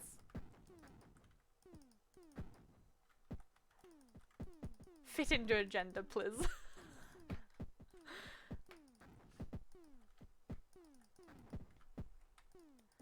I got that a lot. Like, well, when I first came out, I came out as a trans man because, to be honest, I didn't really understand other alternatives.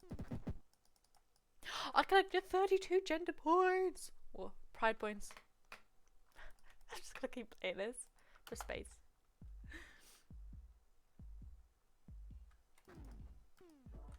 Oh, I have music this time.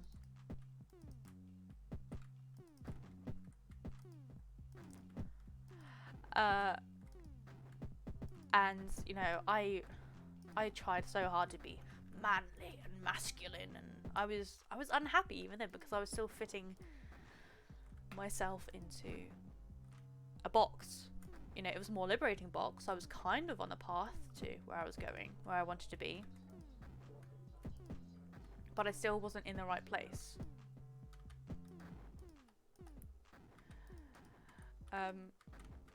And my mum, bless her, she was trying to explain this to me. Boy, girl.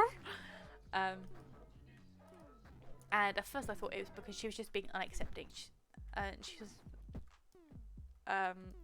but it's actually her help. I realised that, no, I am non-binary. I often refer to myself as trans male because I generally prefer 38 points. Oh, I can get up. I generally prefer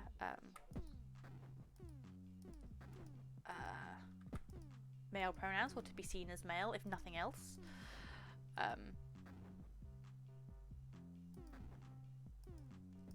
Yeah. Sorry, two things at once. But no, it took me a long time to accept myself of being non-binary. And unfortunately, it's actually quite difficult. Oh, and I got 15. But do I get hurt when they hit me?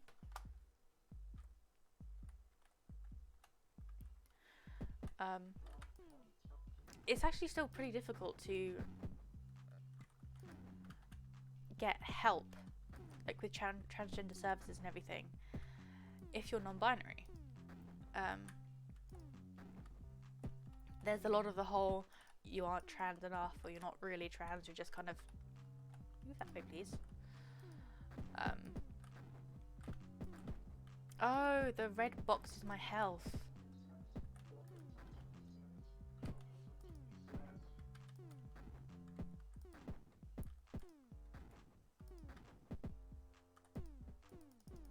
Ah, don't hit me. Rude. I can't. Jump. Well.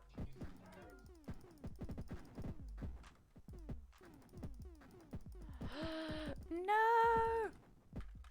I'm gonna die to the gender. No. No. It's finding something that makes you feel happy. I know a lot of people are like, oh, just, you know, there's so many genders these days. Like, well, you know, does it matter? Does it really matter? You're not hurting anyone, you're just having fun, you know, you're being yourself.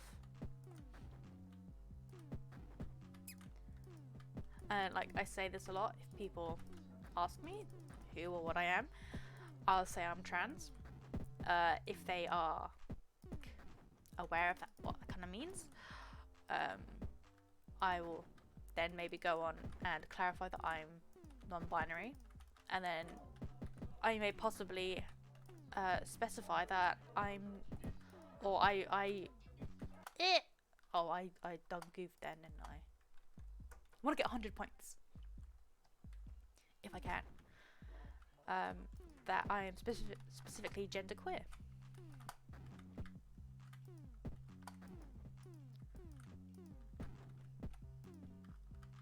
Oh, get off.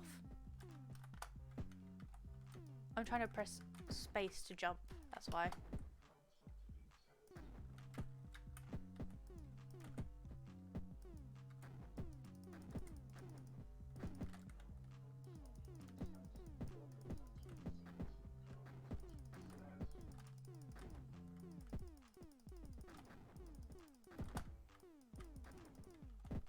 Oh, I'm being beaten up.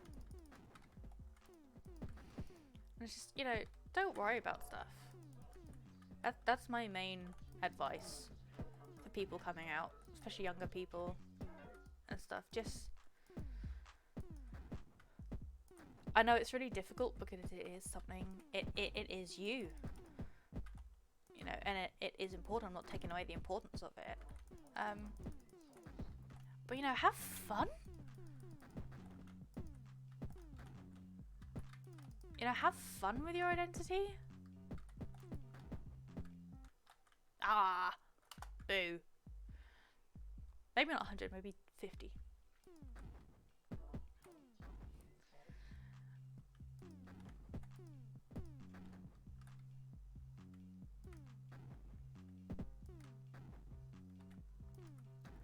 I live for that whole, what's your gender, cryptid, or I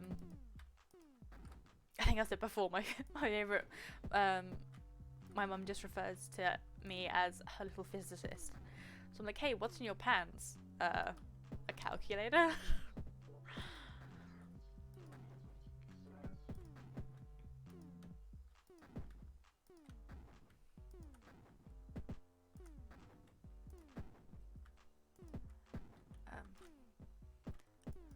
Yes, I feel bad. Usually, if I was going to do, I say usually, this is the first time I've done it, but you know, this is something that I've planned to stream for years. I just never got around to it.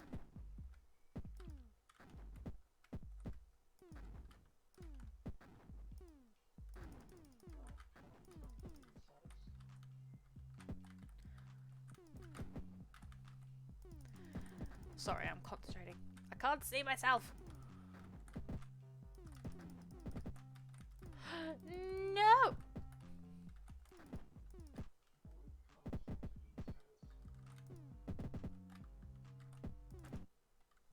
No, so close.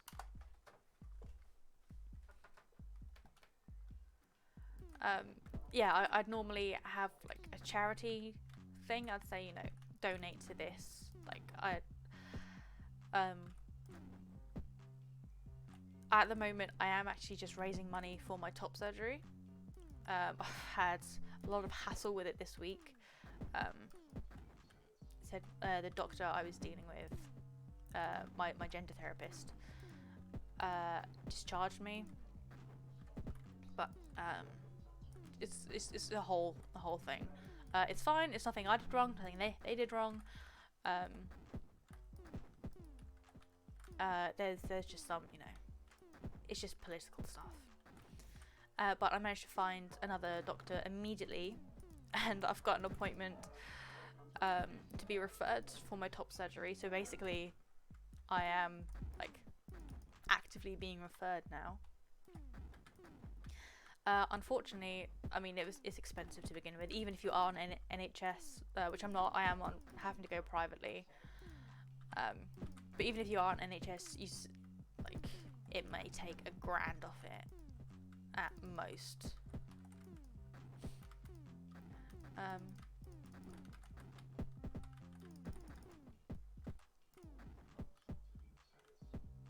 Oh, there's one down here.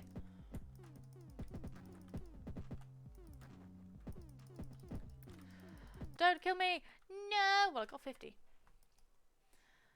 Oh, I don't want that. So yeah, if you do feel like give me a hand, I am currently raising money. I've managed to raise a fair bit myself, just because I got awarded,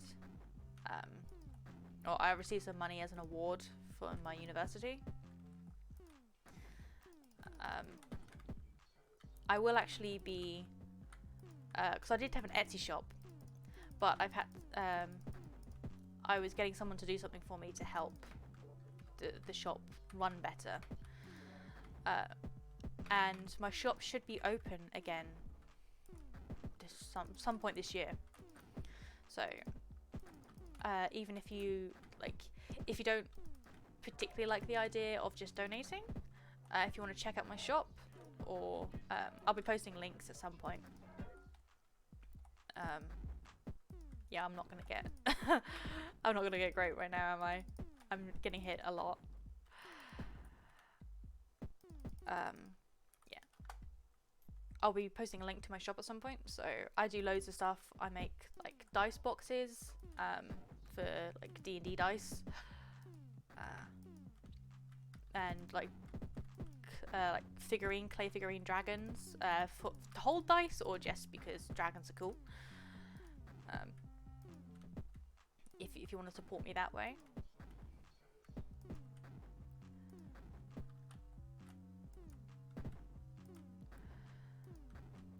Because I could really use the hand, to be honest.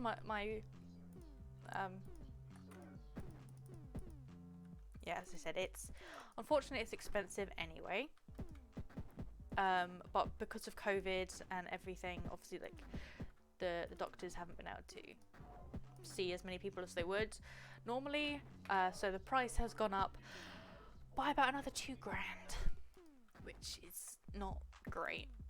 Especially because I've had to change my gender therapist, so I've had to pay out another like £300 for a new consultation.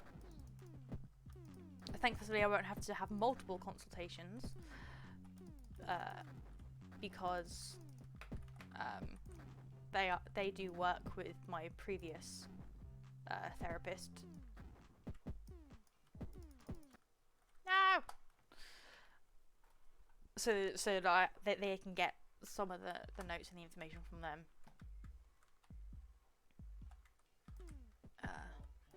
But yeah, I'm having to pay out more money than I thought I would have to, because I can't do anything simply. Nothing just goes right.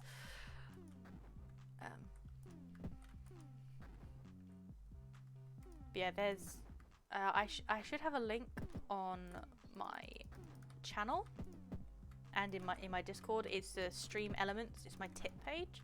I think there's a command as well. You can just do tip. I can't quite remember. I'll have to clarify that.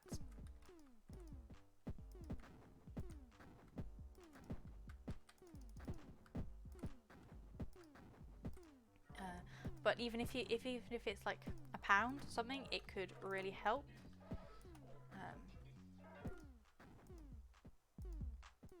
And I would very much appreciate it. And if you don't want to, or if you don't feel comfortable donating to me and you'd rather donate to a cause, I cannot recommend mermaids enough. They're getting a lot of slack at the moment because the government decided to give what's it called? LGB? I think it's called LGB charity status. And they are famously very transphobic. It's the reason they're LGB and not LGBT.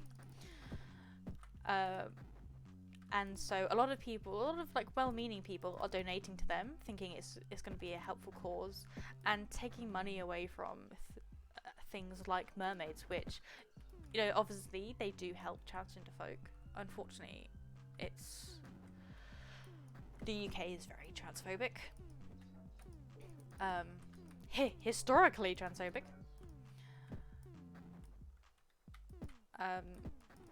And so yeah, the transgender help and healthcare is a bit more. I don't mean important, but you know, it's in more of like immediate attention.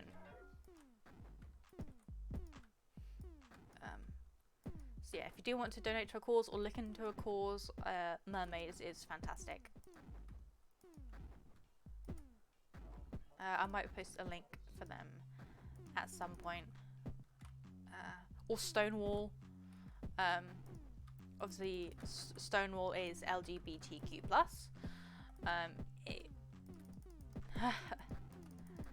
Oh no, I'm gonna die! Oh dear, I can't even keep track of what's happening right now.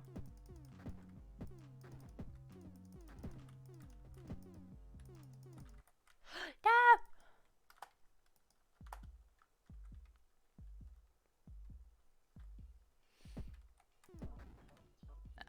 Yes, Stonewall is named after the Stonewall riots, which started Pride. It was our first Pride. And, you know, kicked off by a black trans woman.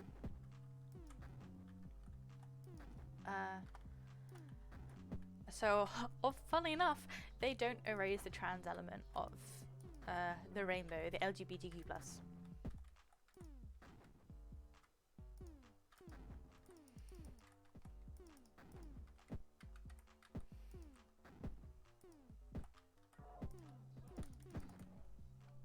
Oh, jeez, I did not mean to jump up there.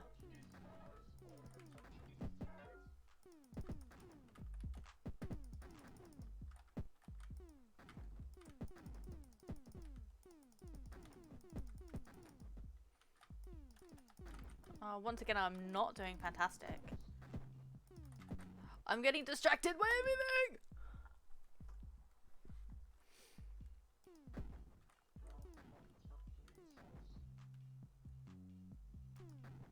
I want to get 100 points, please.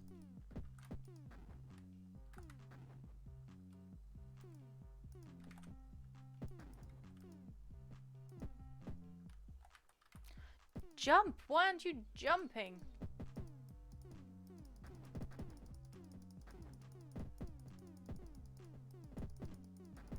There you go, that's what I wanted.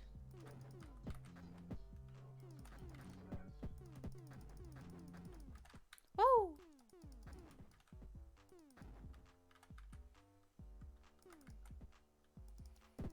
So I know this is like probably really boring to watch, but I'm really enjoying just clicking about and know the idea of I'm killing all these people for my gender roles, or to get rid of gender roles.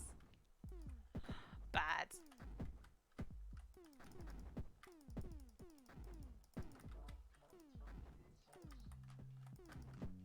Oh, I'm walking into them again. I'm very bad at this. I just walk into enemies.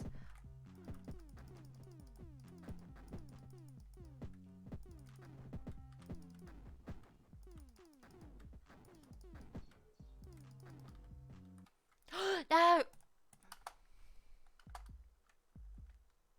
Okay, one more go and then I'll switch to another game, I promise.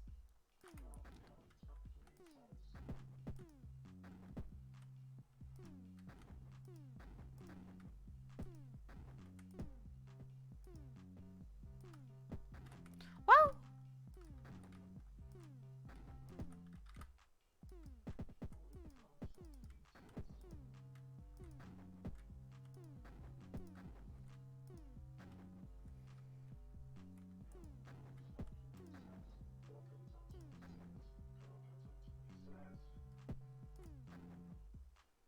I'm getting there. I'm getting there. Ow! Rude.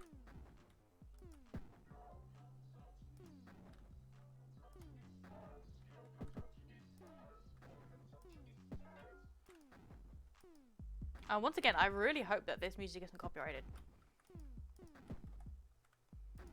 Not that I imagine it is, because it's an itchio game.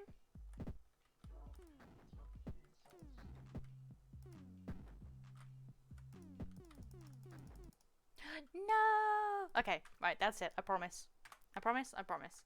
So that was just another pride. Shooting, shooting gender. That's great. Okay, I think now I'm gonna have a look at some of these other games that I downloaded. So what was this one? This is Wish Upon a Star, which I again got from the Queer Game Pack.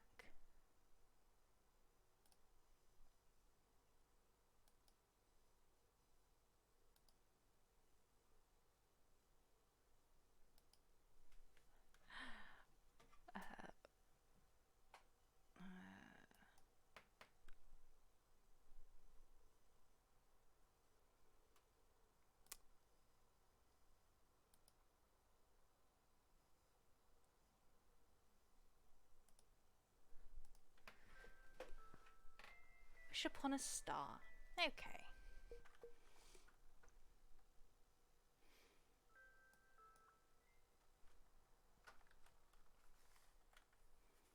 And then I think after this one, I'm going to call it quits. We've done quite a few games today. I know a lot of them are short games. I don't know how. Oh dear. This seems like a platformer. Bed.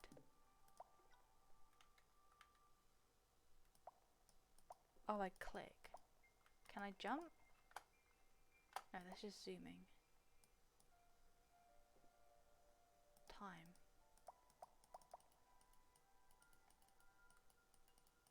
Go over there. Oh, I click on these.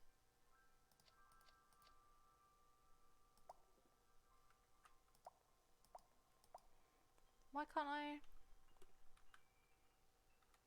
Okay.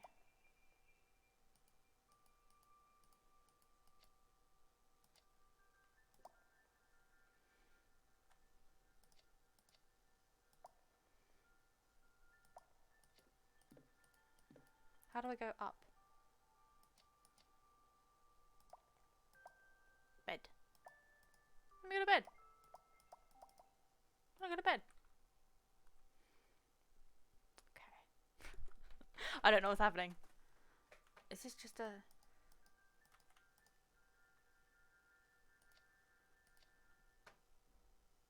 Where am I going? I want to get over there. Okay.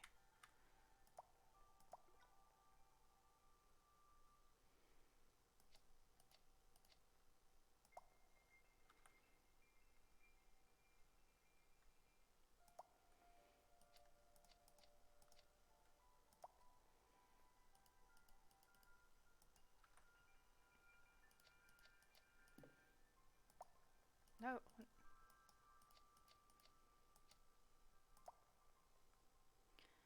And I want...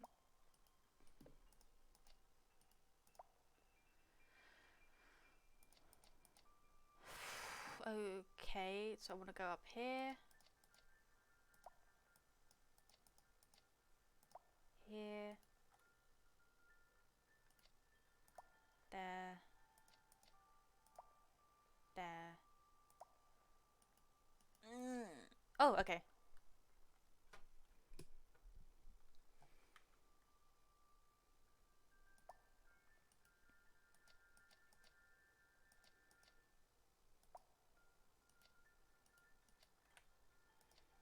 Oh dear, okay. The perspective of this is killing me.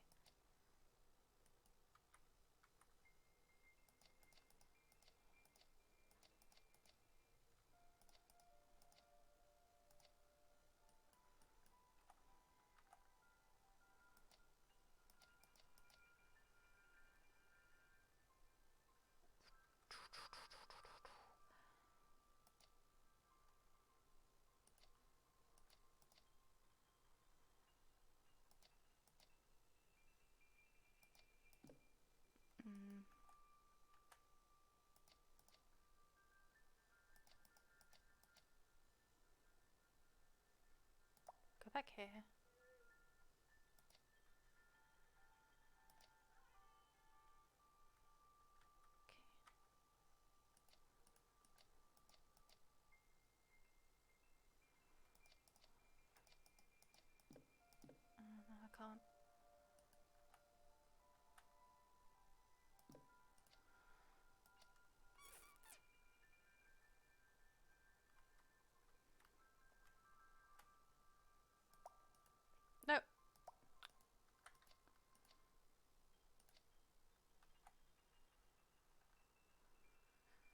What was I gonna do?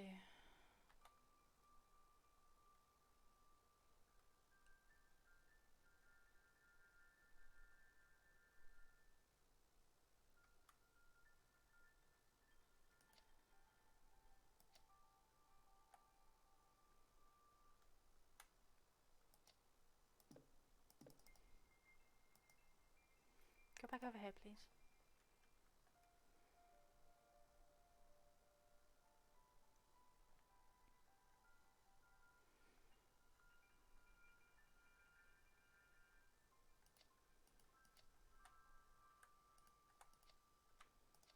No. No, I don't want to. You stay there.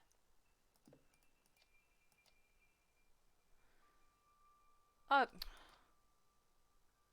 Oh, but now I can't get there.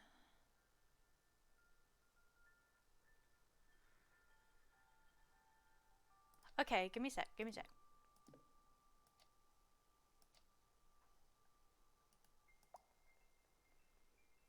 Oh no, I can't get over there though.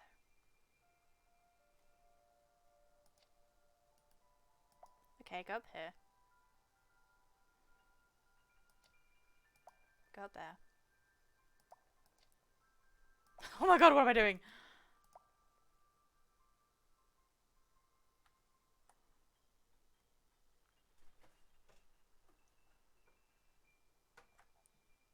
Not here. Music on the desktop.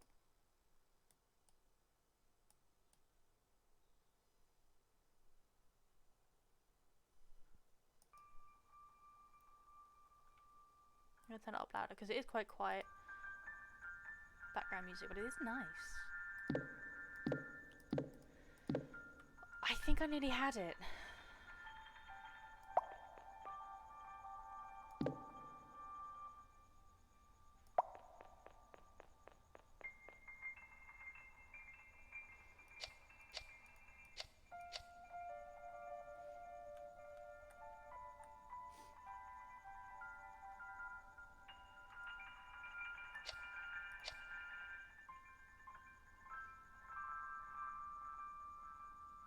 I need to get over here.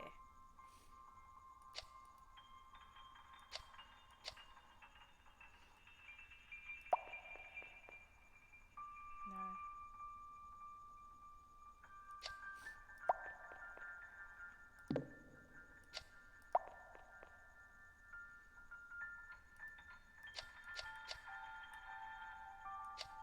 Oh, I didn't mean to do that.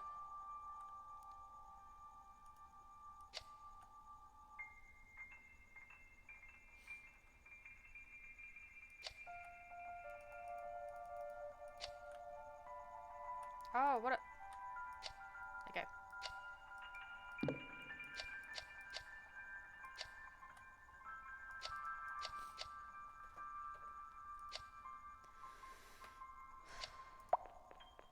Oh, but now I can't get over there.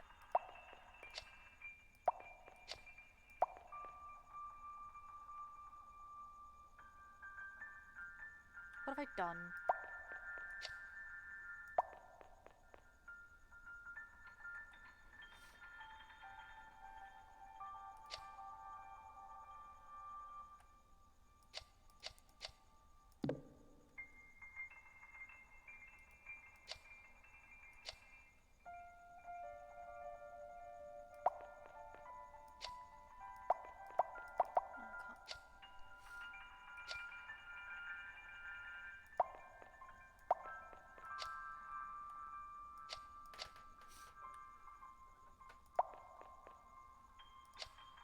You definitely need to be there.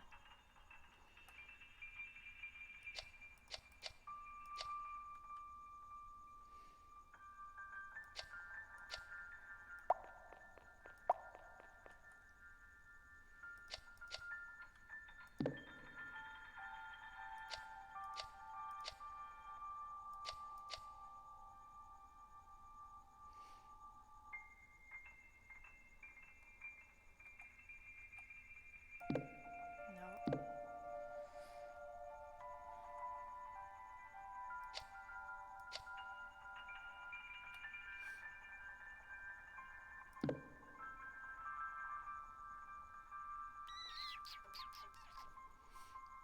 Any ideas?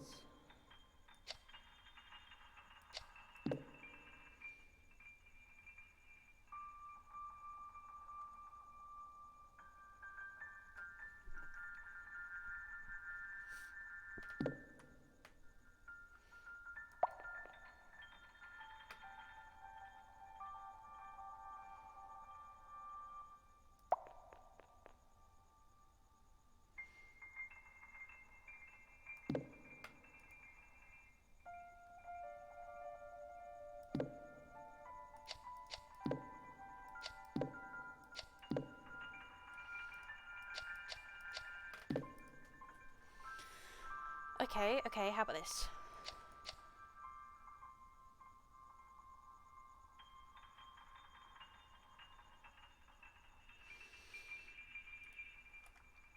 Oh, this this game may take me longer than I thought.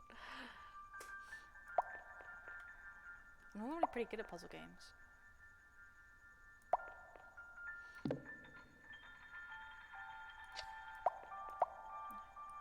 Nope, I didn't mean to do that.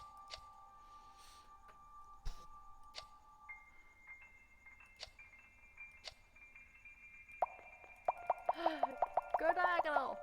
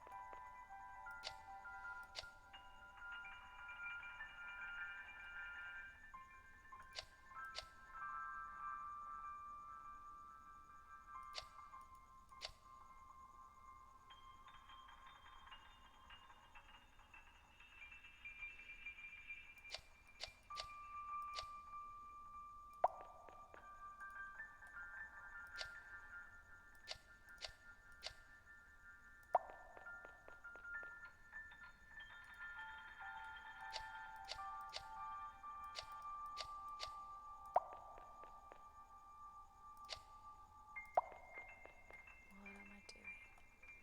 I'm back here again.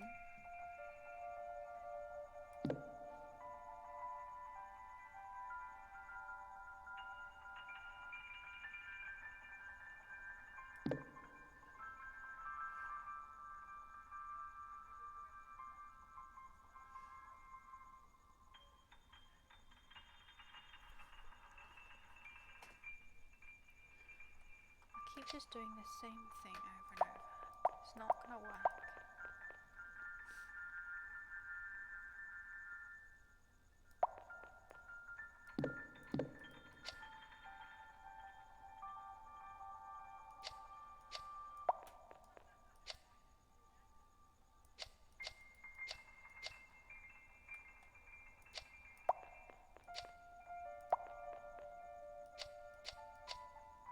I keep going down. I don't know how that's gonna help me.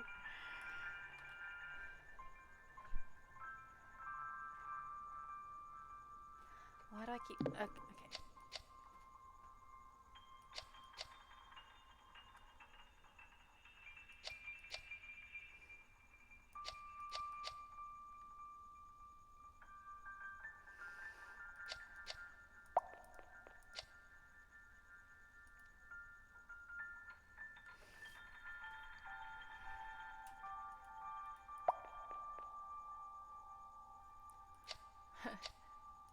Oh, are you actually kidding me? I can move this down?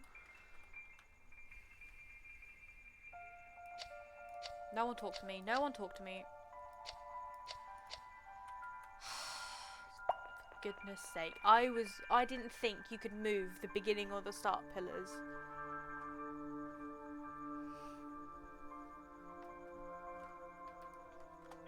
Wish upon a star. Okay.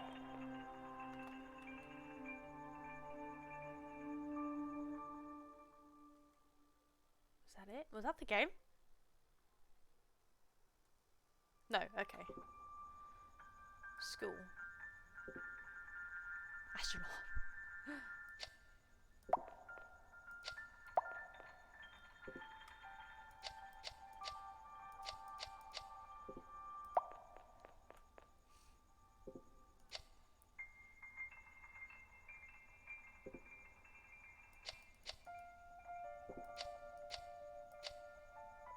Okay. Anyways. No, Pennywise.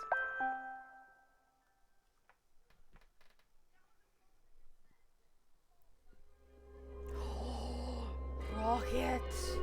See, this is the kid after my own heart. Blue hair? I mean, I know I've got rainbow hair right now, but blue hair? What about space? It's me. Not vibing with the... Oh no.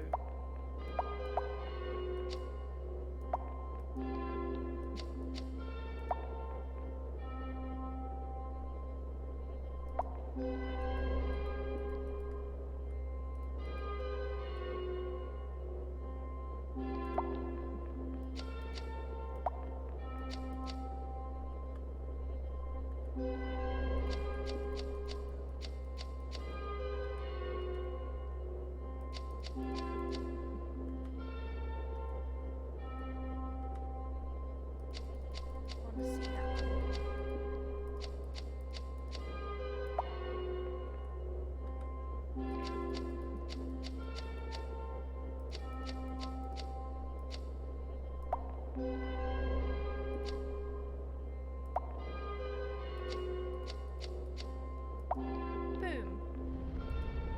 Rocket. Mom, I like that dream.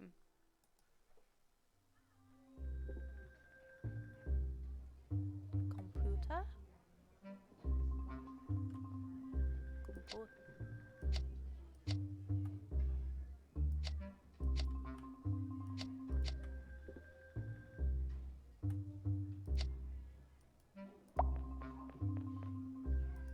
Well, I can't do anything about that one. What's this?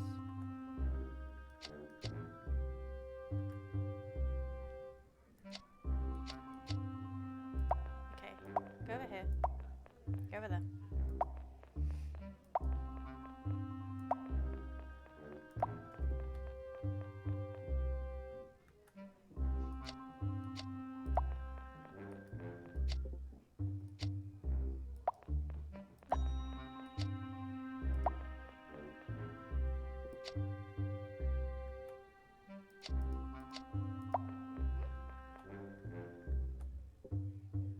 Well,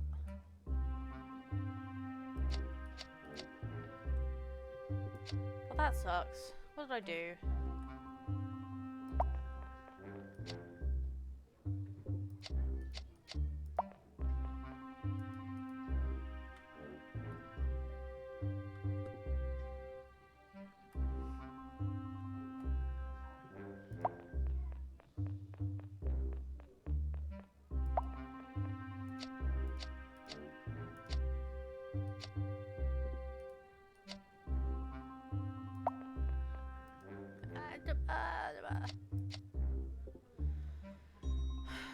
I need... Okay, so I need to get... No, I didn't want to do that. Stop it, stop it, stop, stop, stop.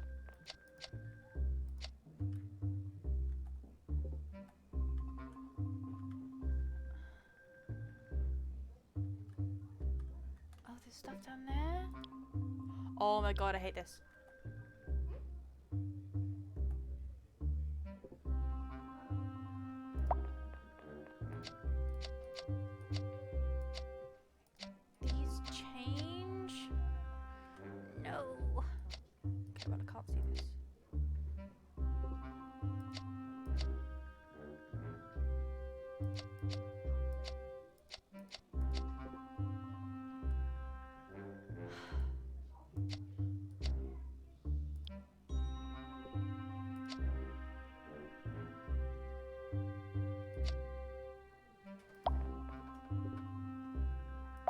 Oh no, wait, no. Wait. You go down. I want to...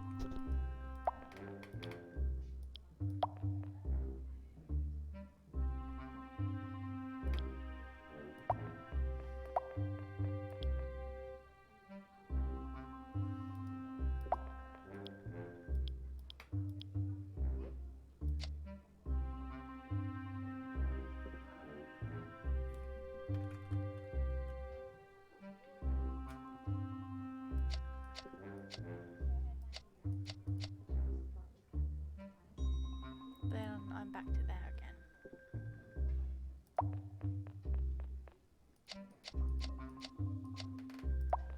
No.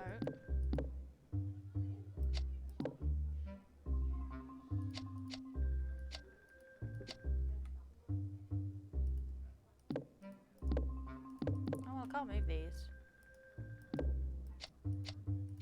Yes, I know I'm gonna be late for school. I don't care.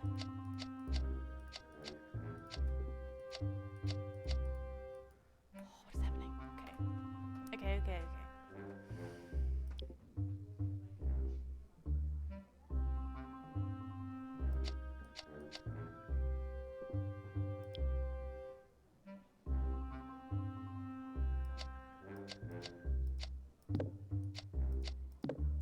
I can't do anything about that one.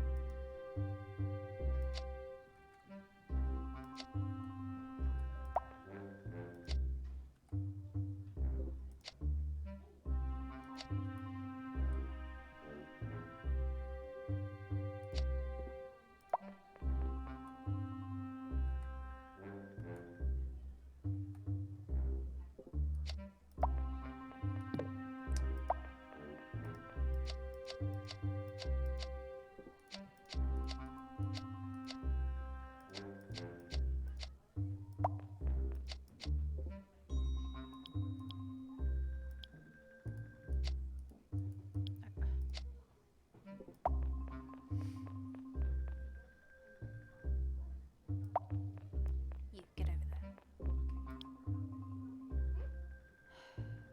I had a plan. What was it? Oh, I can't do that.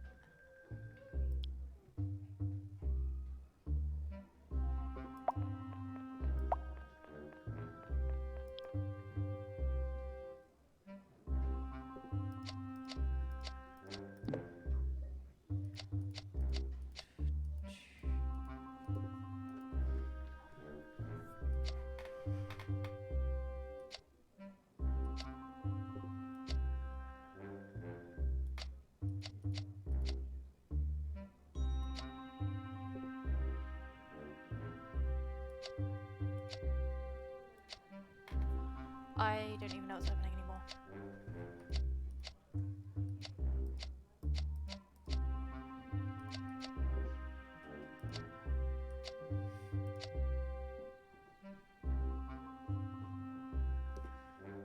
I can't do anything there.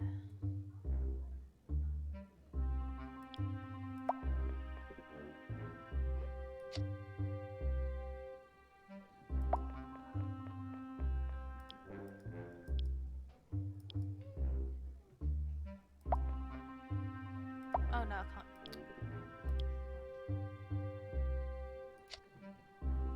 Okay. But then I can't get there.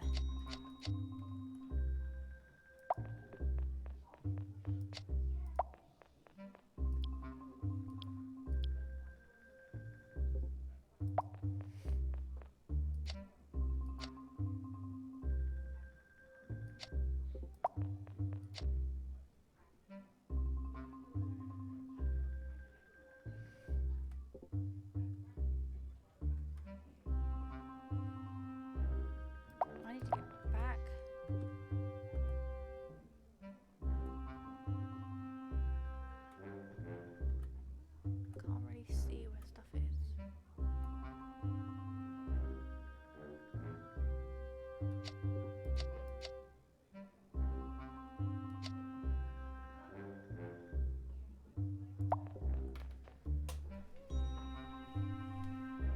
I don't know what's happening anymore.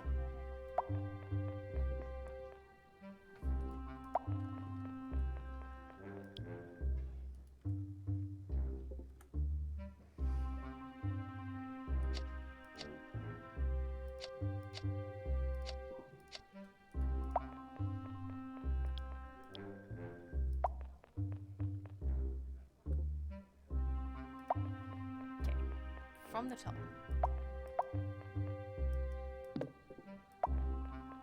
No, perspective.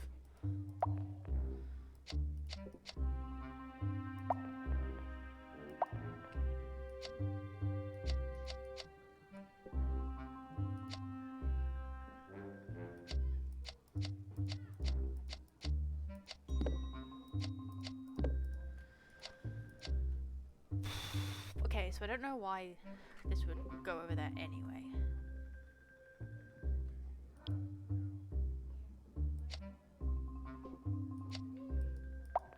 No, stop pressure that button.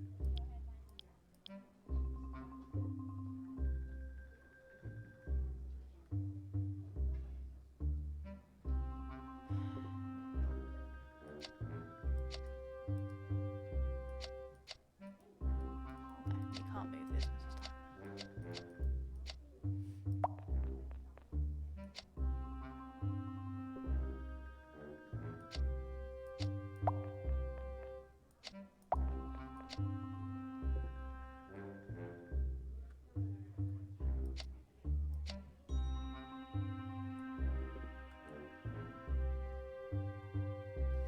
Ooh, ooh, a plan is forming, a plan.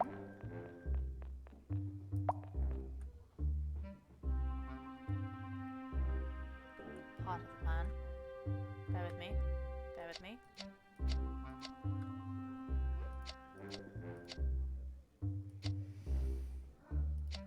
Bear with me.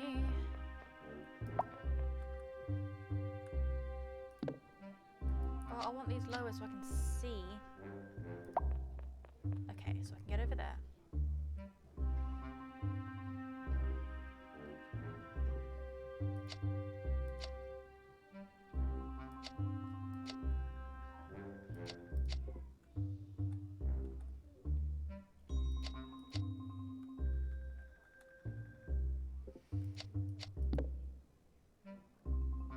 Okay, but now I can't get up here.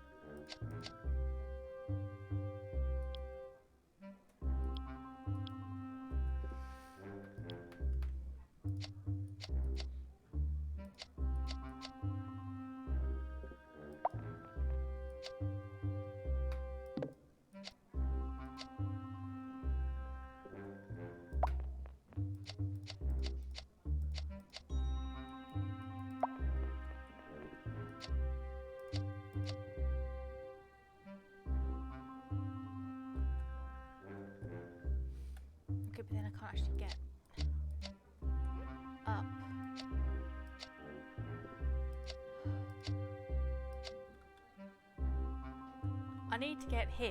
I need to get here.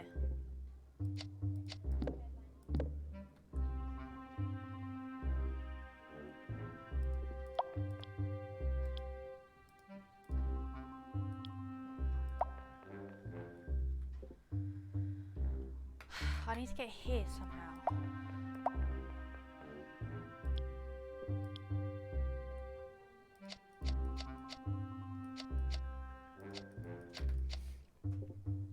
I can't do that because that just leads me down there.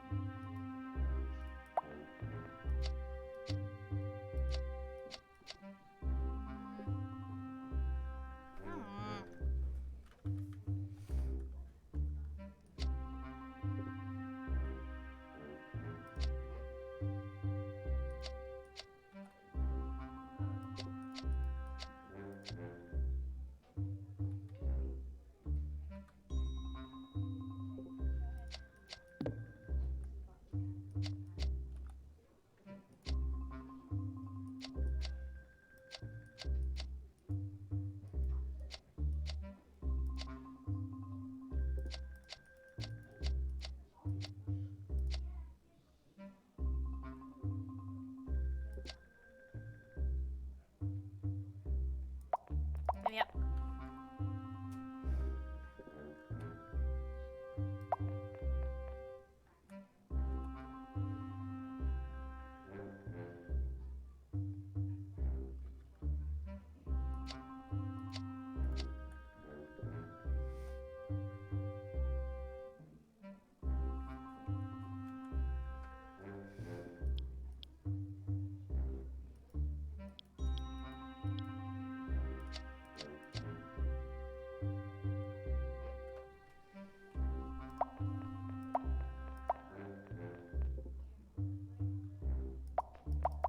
Oh, I want to get over there.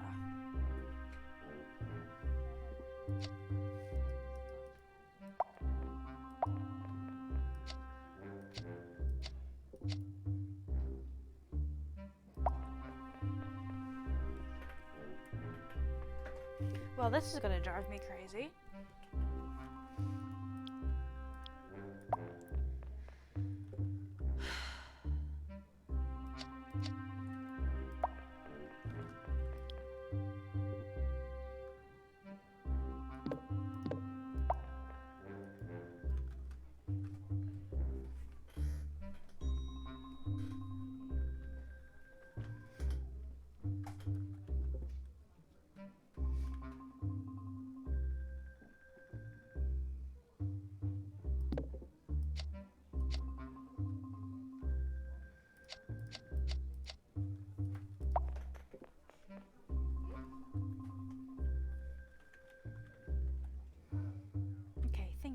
Think about this. I swear I'm normally a pretty logical person.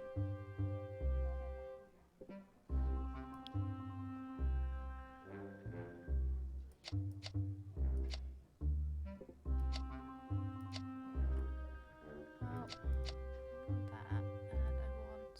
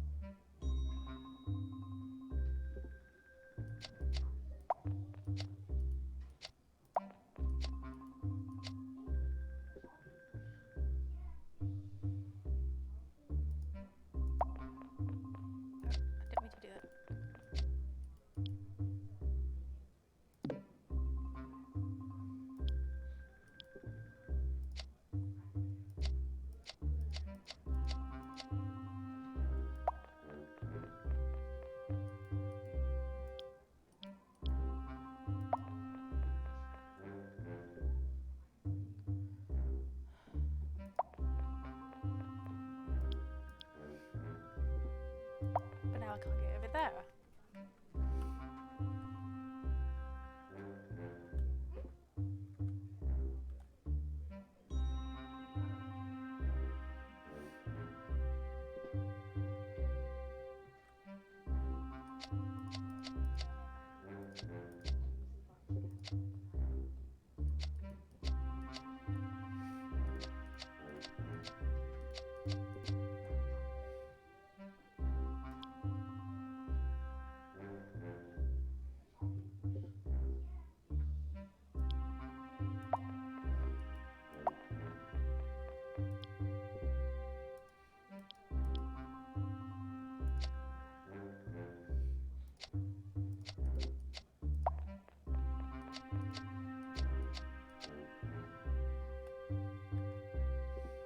I need to get here.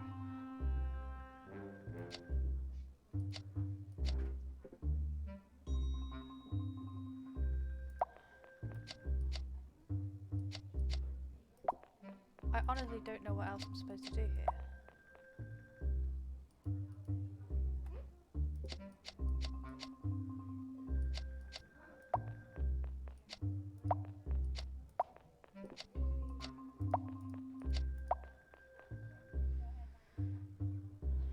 Okay.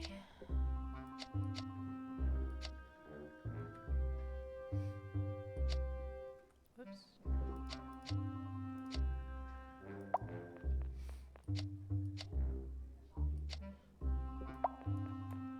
I'm just going back the way I came.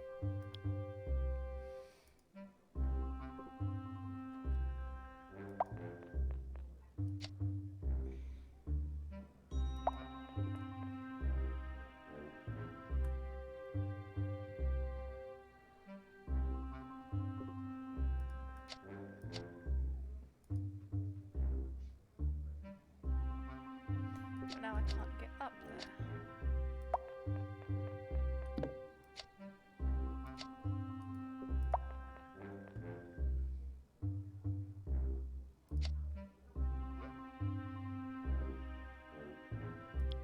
Nope.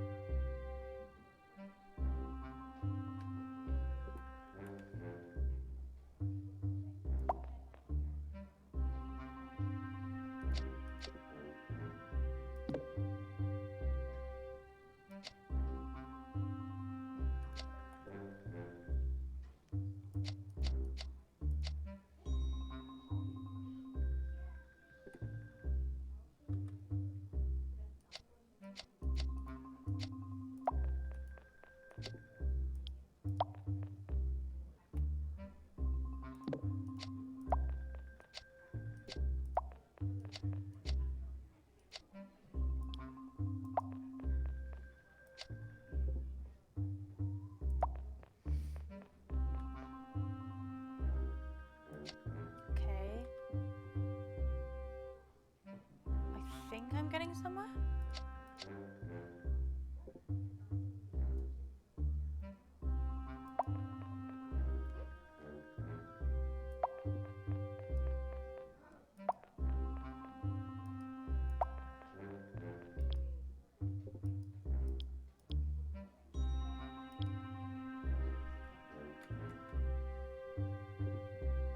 Now I don't know where to go from here because these two can't both be up at the same time. So that.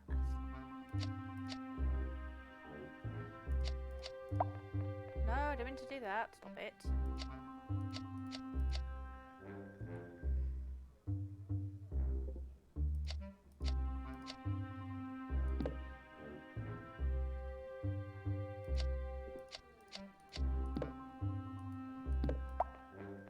No.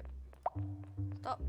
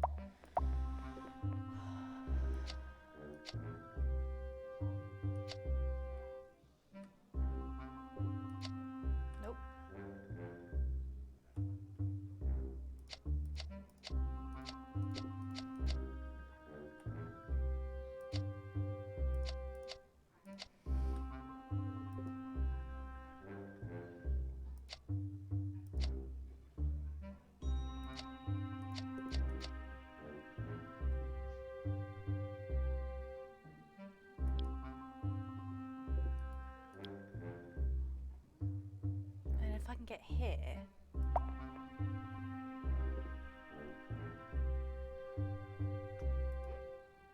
I'm making some progress, I know that much.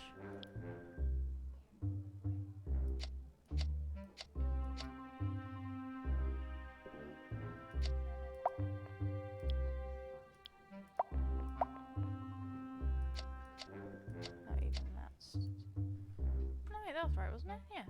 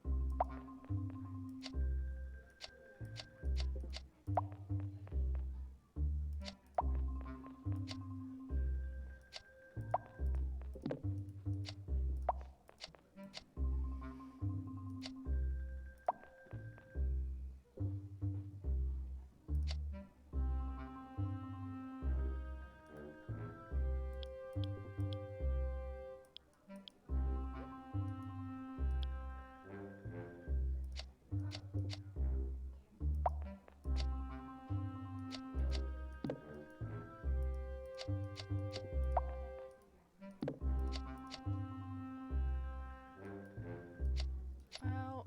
Well, oh.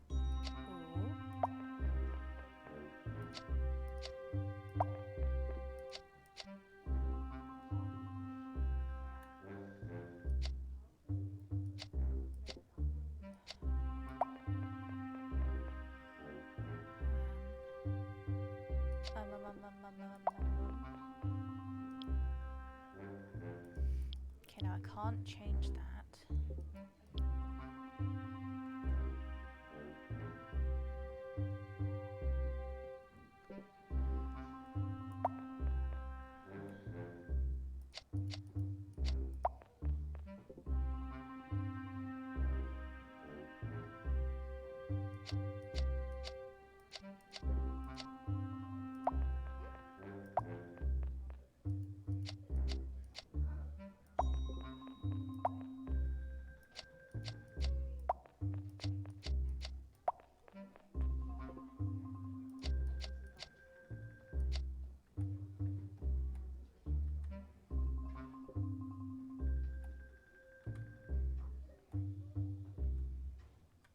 Okay, I still need to get down there. So, can I do that a couple more times?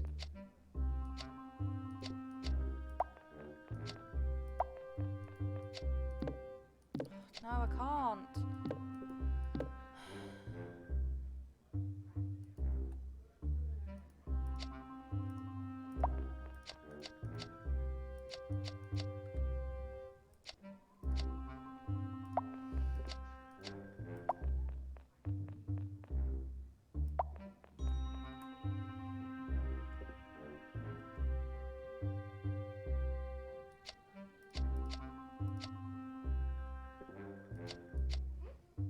I need to get here.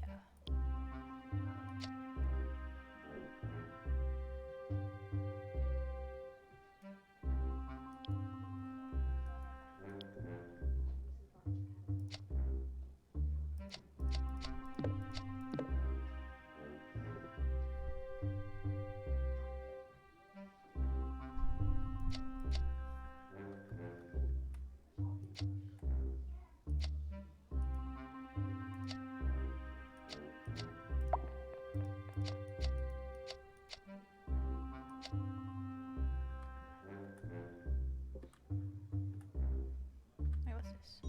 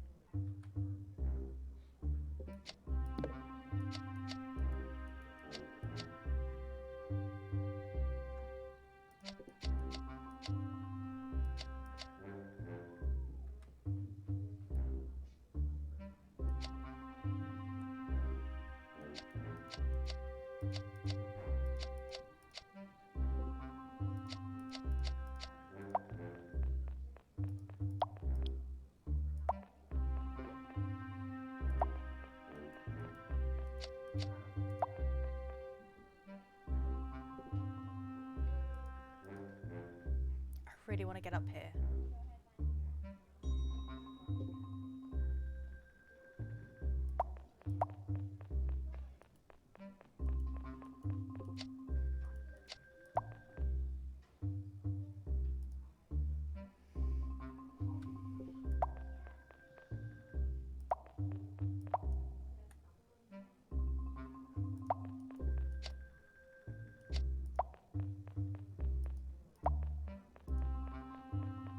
No, that's not what I'm trying to do.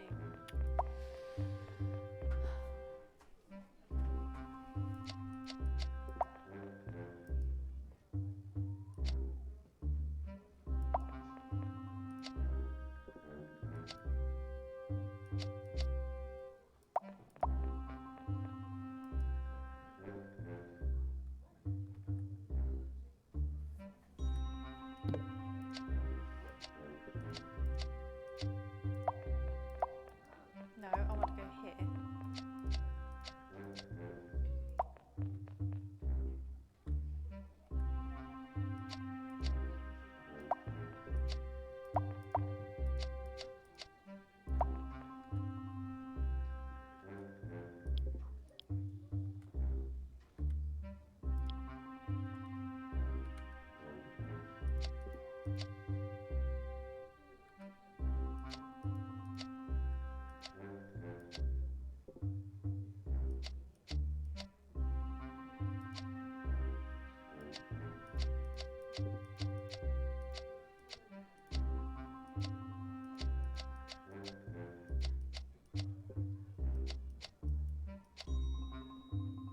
All that does is lead me down.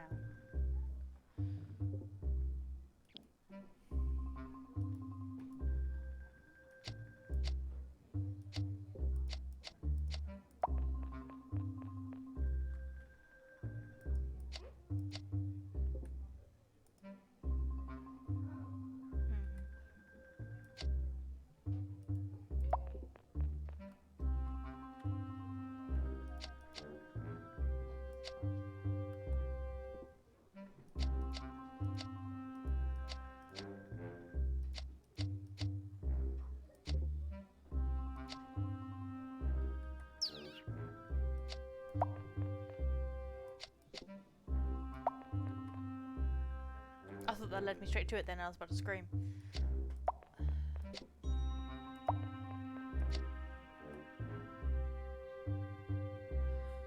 I want to go up. I need to go up one more.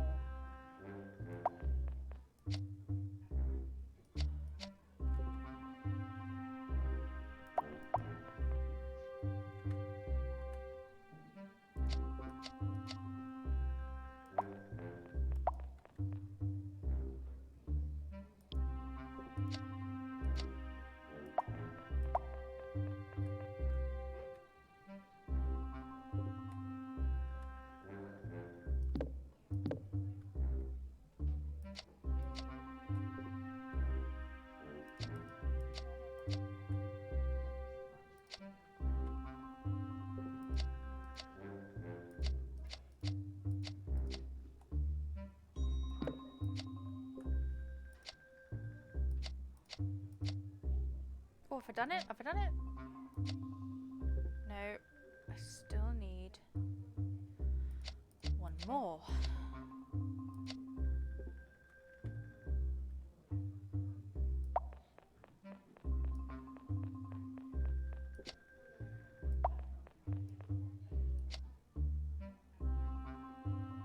Off by one.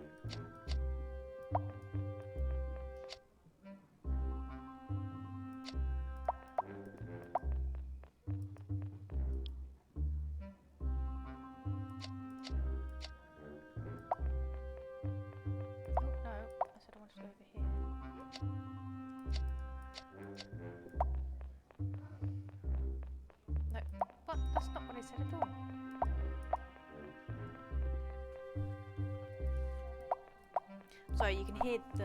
Oh, I thought that was up there. Okay. Got excited then.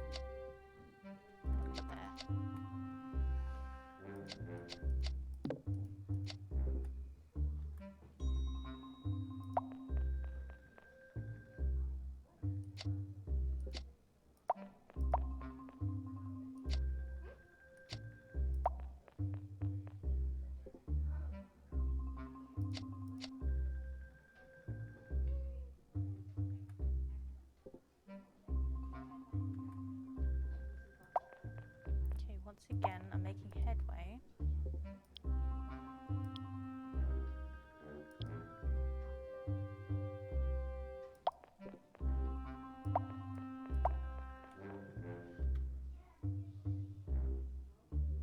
Just not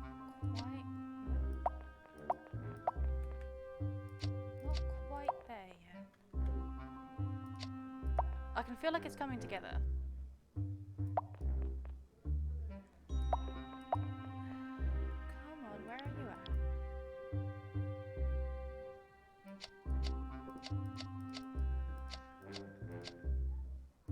See, that's not gonna get me anywhere.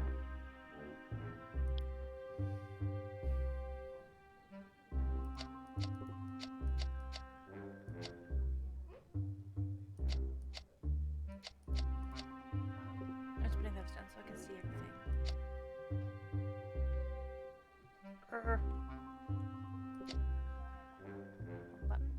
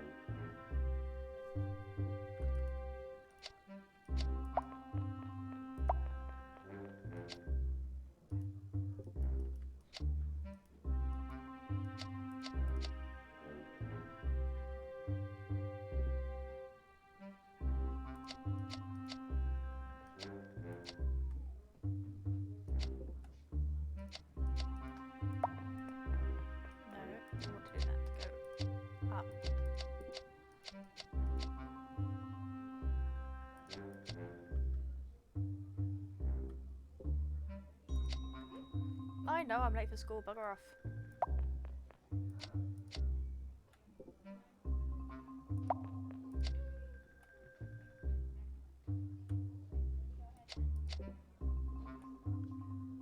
Now how am I supposed to?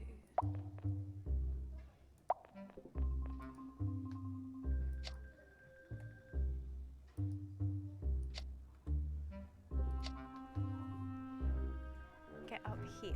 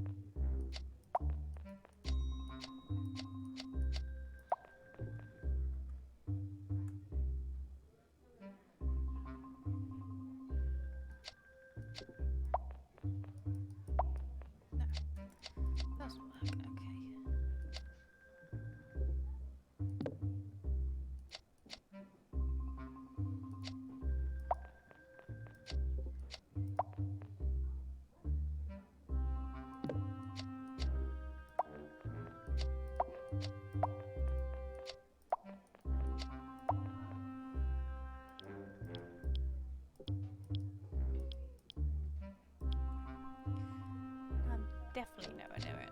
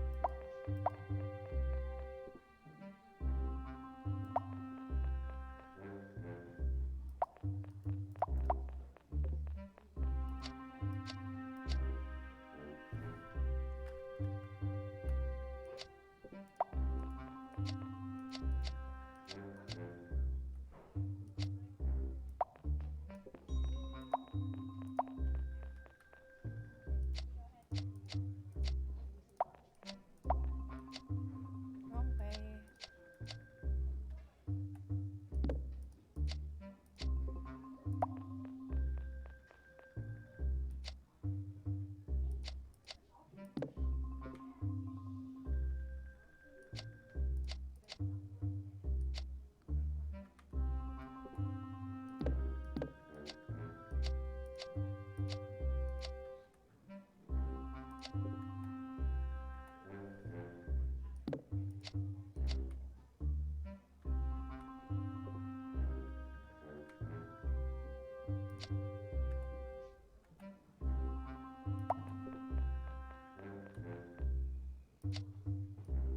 Okay, all I've done is just put that back.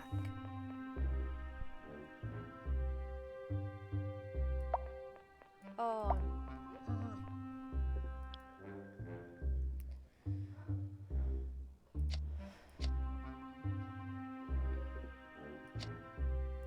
Thing is, if I go up here, I can't go anywhere else.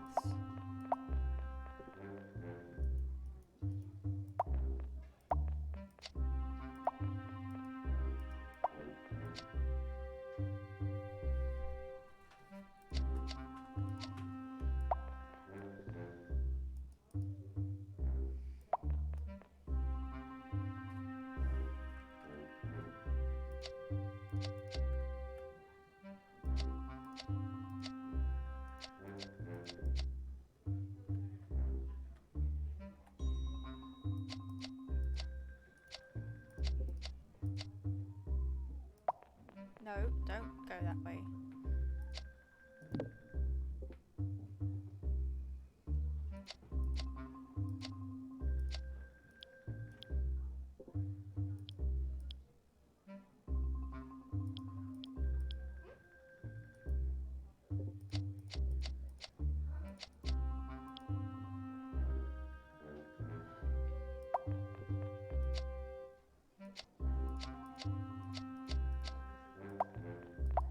I wanna go up here.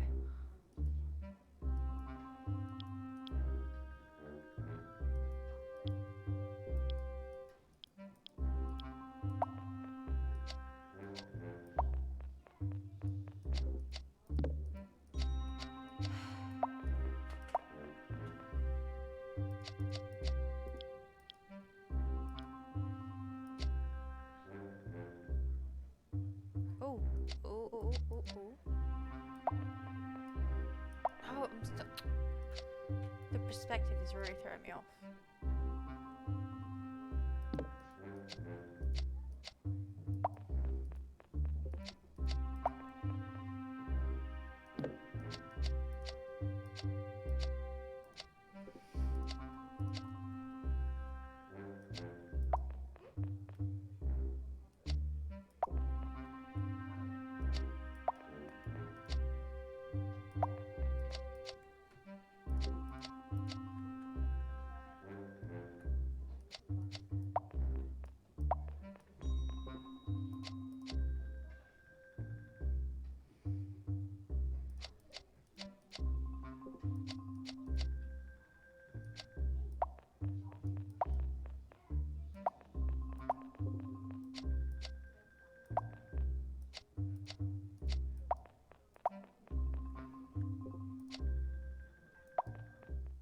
I can finally. Oh my god.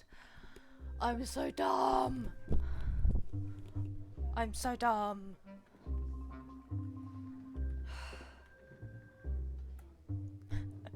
I've been playing an hour longer. I was like, oh, I'll just do a quick game. I thought this was only going to be small. Then again, it is like a full-fledged game. I don't normally play... I don't want to say this seems quite easy, because it may come and bite me in the arse if I do that. Okay. Ah, no, I need to go up there.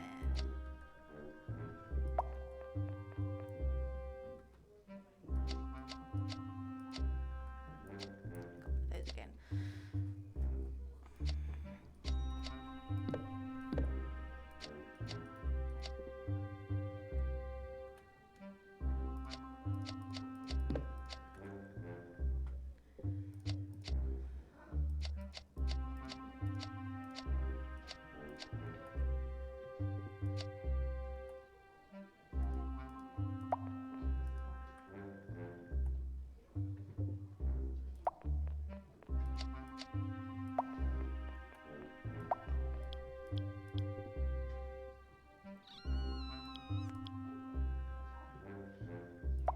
Okay, go back down here. We are playing a bunch of games from the queer itchio bundle. I've put the link in. I'll paste it again actually. We've played a bunch of games. They're mainly like story narrative games, and this one is, oh god, what's this one called? It's called A Wish Upon a Star, which is like a puzzle game. And I'm bad at puzzle games. I'm bad at all games, but oh my god.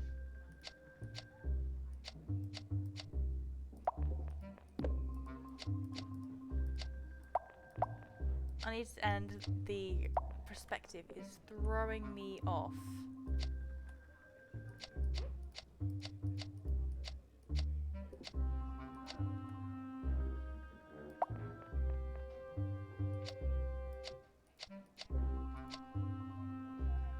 Well, how am I supposed to put... No, it's not what I wanted to do.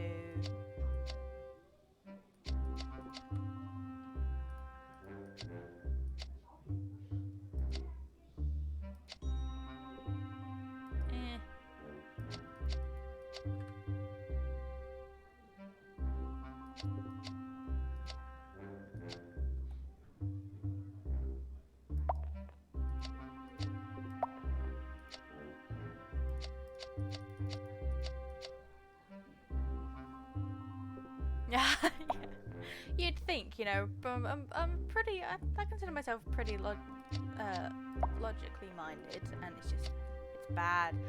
Also doesn't help that I keep clicking the wrong button.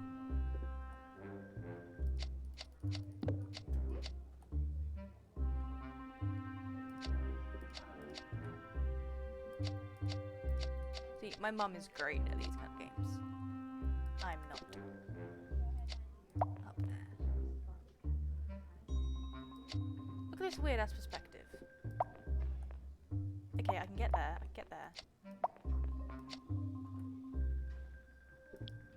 And now I can't get anywhere else. I need to get one more level down.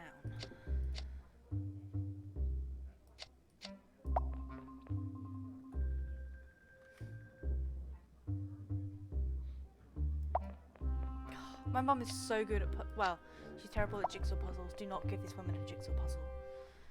She decided to do my nan loved jigsaws, and my mum decided to take one of my nana's jigsaw puzzles with us when I had to go up and do my exams in Wales, because that was where my college was. So we travel 6 hours. We spend a week like in a nice little cottage. It would be kind of like a very stressful holiday.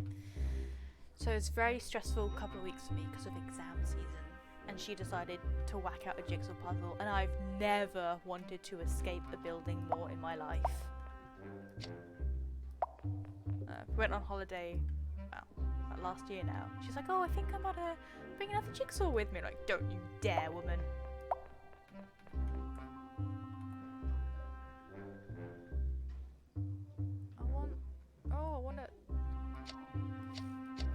What am I doing?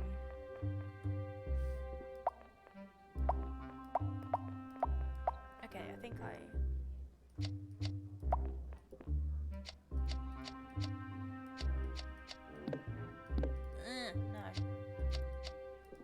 Well, that doesn't work, does it? Yeah, I pretty much said that. I was like, no, we're not you and a jigsaw.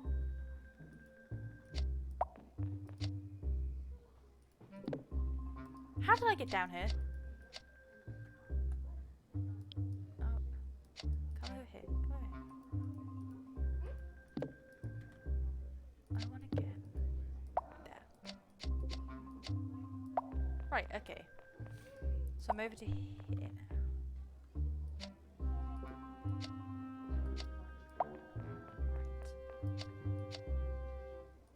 Great. And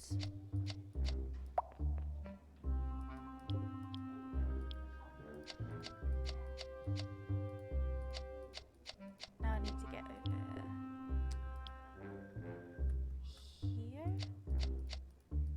Oh god, I hate stairs. These stairs.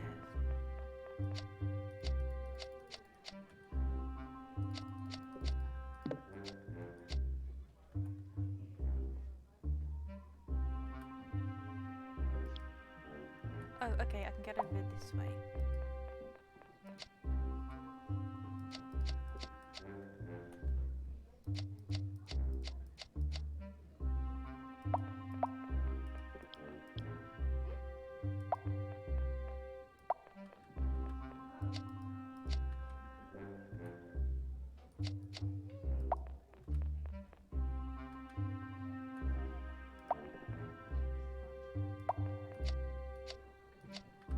Go away, I want to see this one.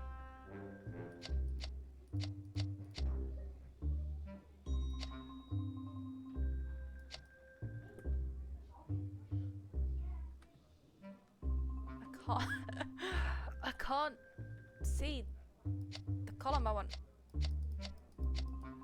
There you go. See, that one was a lot easier than the last puzzle. I was on the last one for about half an hour at least. Oh joy.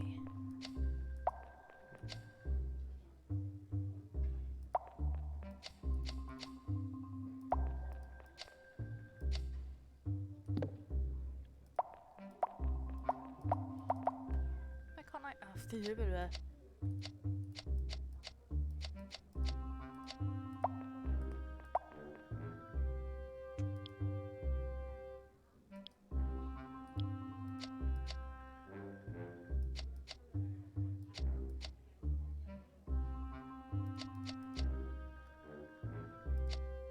or I can get up.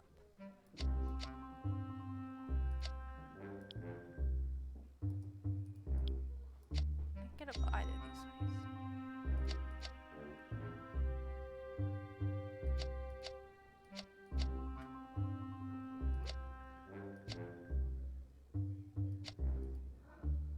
Well,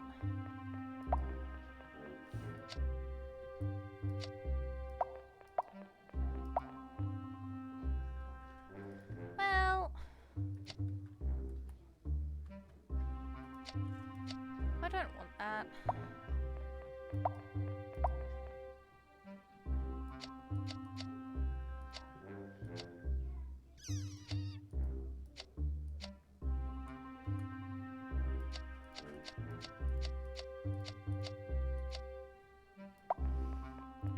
So I want to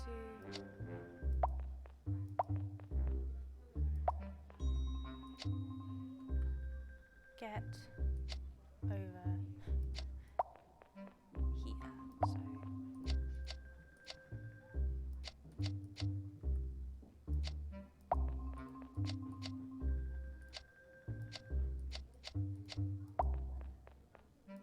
okay, I'm getting there. I'm getting there.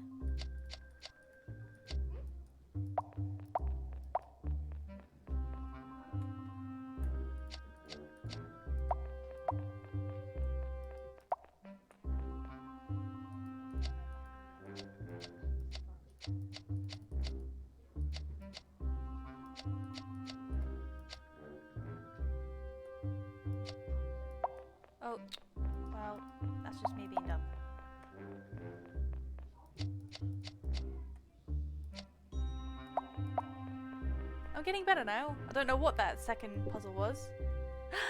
Rocket. Assassin. Astronaut. I'm loving these private physics lessons.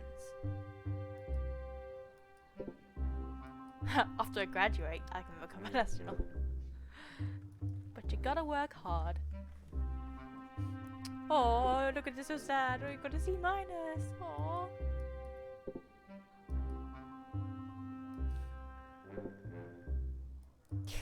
Then you gotta go to school. I'm sorry it took me so long. There's all these puzzles in the way.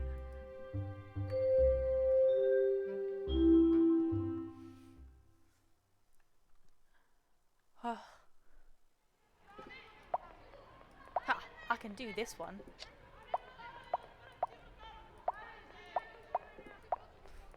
Where am I going? Do I just need to? Do I need to talk to people? Yeah, I definitely prefer this level. Oh, I see. They want to play. Well, guess what, kiddos? You can't.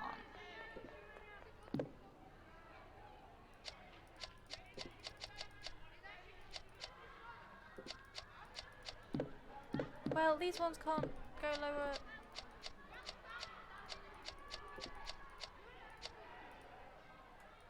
So you're just gonna have to play with these blocks in the way, alright?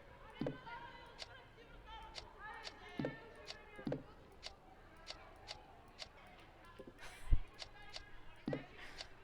am I supposed to do here?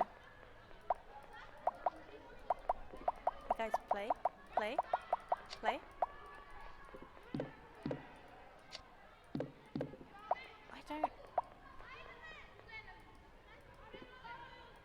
I don't.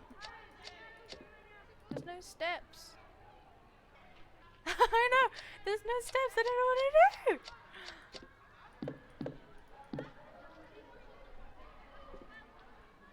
Can I jump off the edge, please?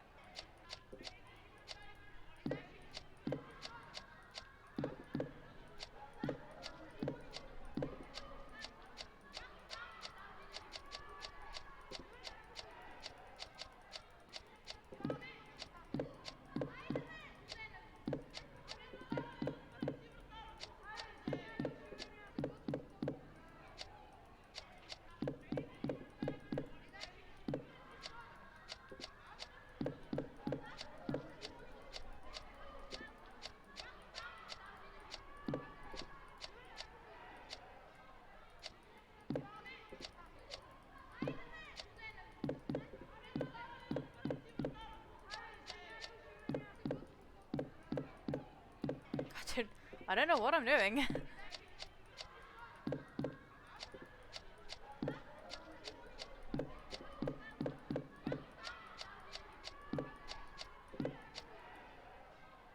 Oh, I have to go. Oh, I have to go. Gotta go play with the person who's sad. Okay, now how the hell do I get down there? There are stairs. Oh, this sucks. This sucks.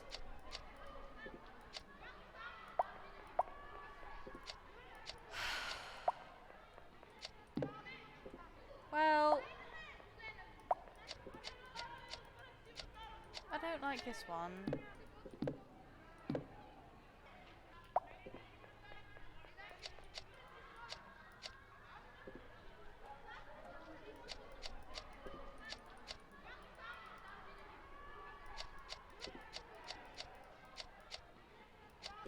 What does that mean? Oh.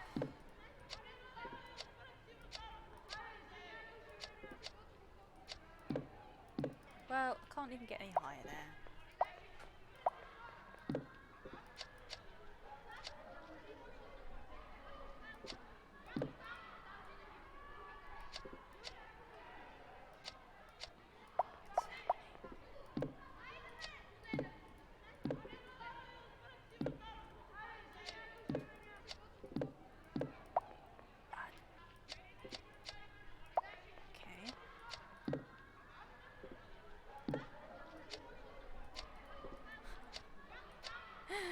I hate this so much.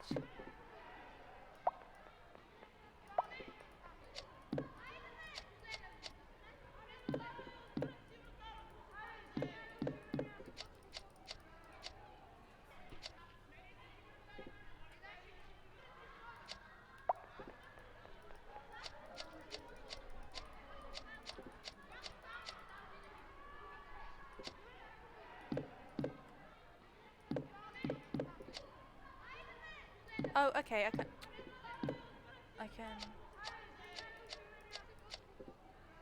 bring you. No.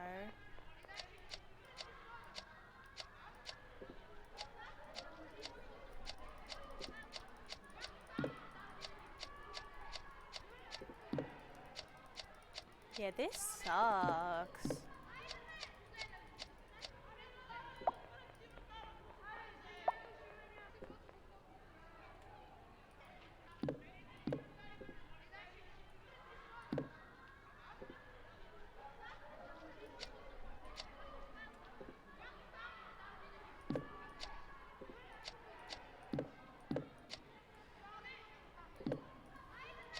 So I need to get down here, basically.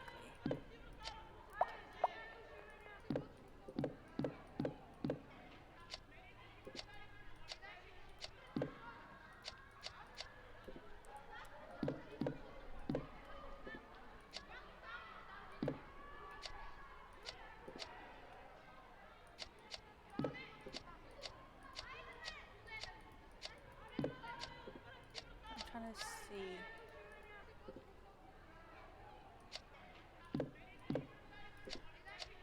Okay.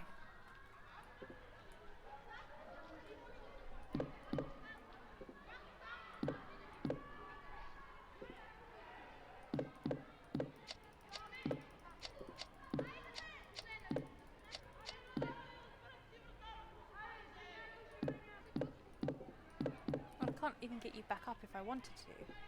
Can't.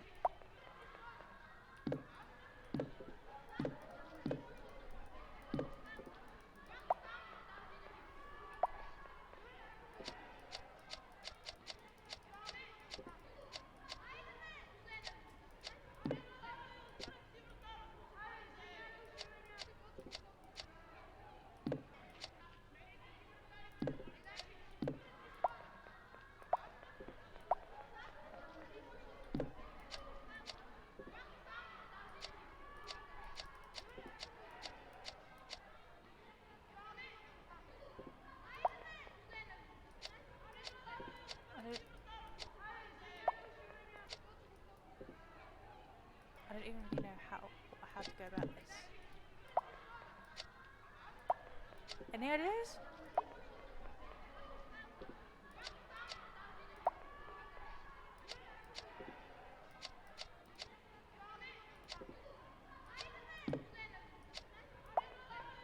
Oh, I think. Well, I can't get down any further there.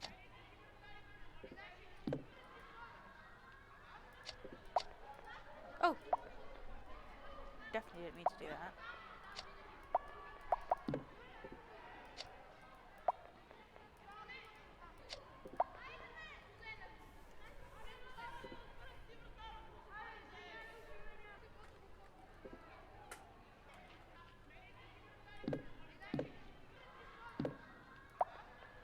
How did I make this guy go up again?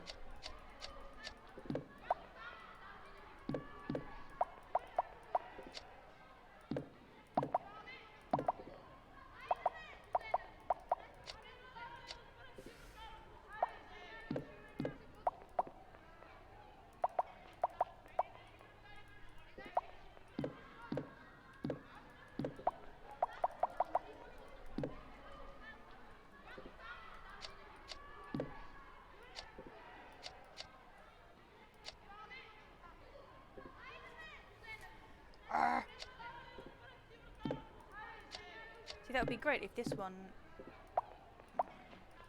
Maybe I can do this.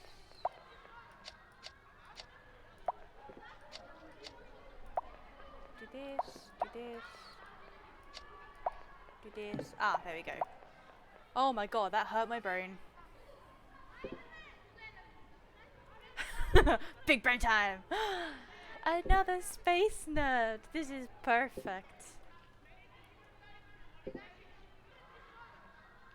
Rocket! Star! Astronaut! Oh my god, how long does this game go on for? I was like, oh, this would only be like 20 minutes or something. I didn't want to do a particularly long stream. Oh dear, there's new stuff. Does this hurt me? No.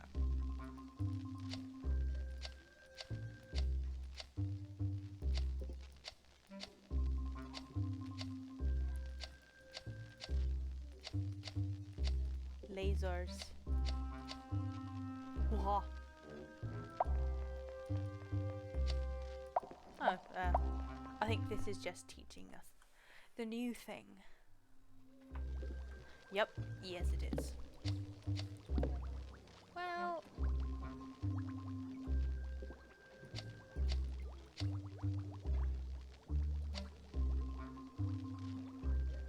Oh, so the lasers make things real.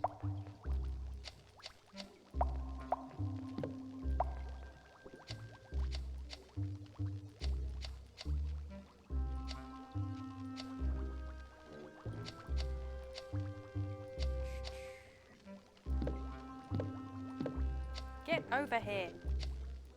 Thank you.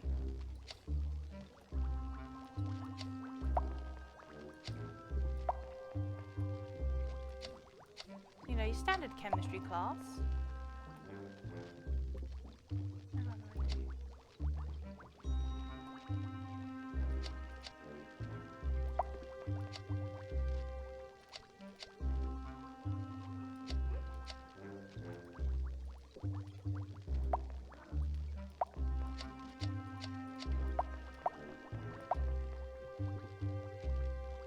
Okay, this one's a little low.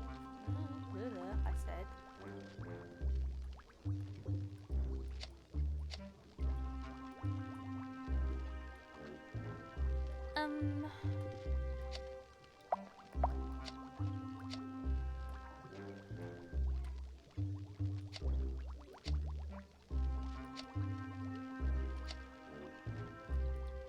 But I can't. Ooh! The blocks can move, but only when they're real.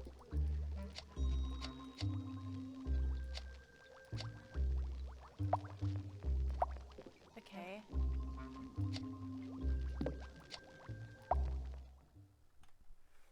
Now you know. Blocks can move when they're real. I already hate this.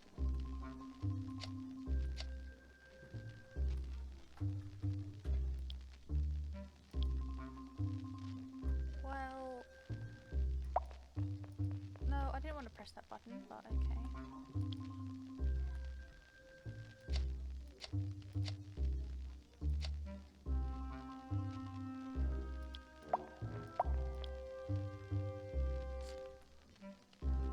What's stopping you? That one.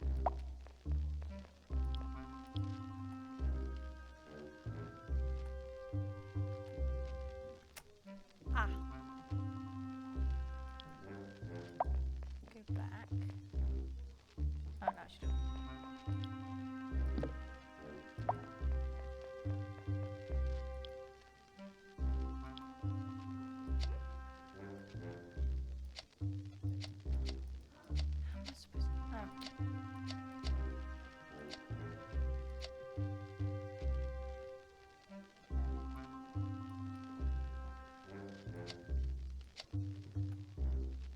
Okay, so it does affect.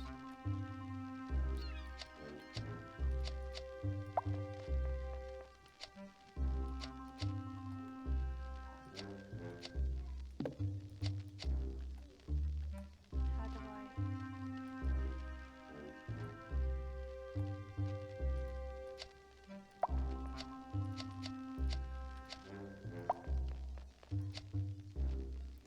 Oh, how do I get over there?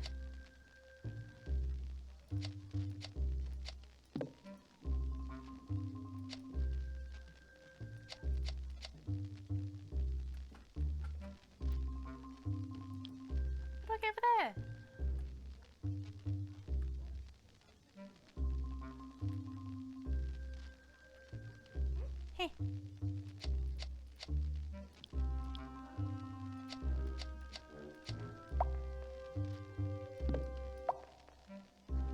Well, that was dumb.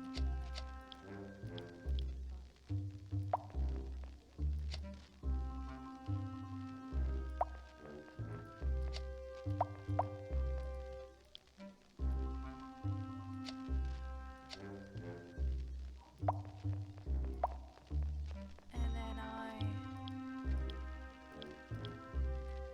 go like this. Oh no, I can't. Okay, I go like this.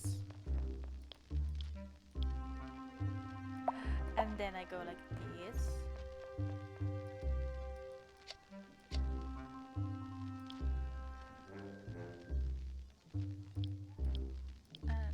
And then I go like this.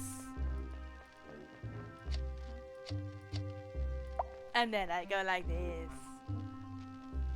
Okay, I definitely prefer the lasers.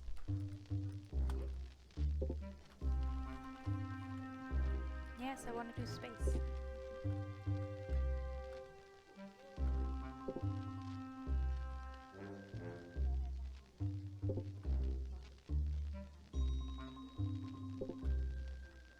Yes, I want rocket.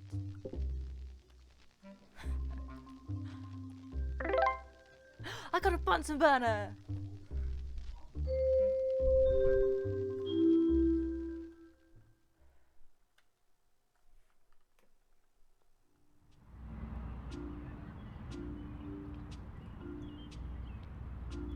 Oh no, it's another.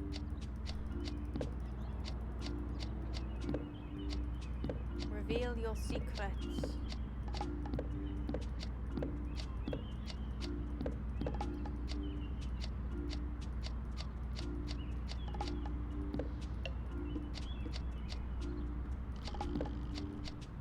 Well, there's nothing on this one.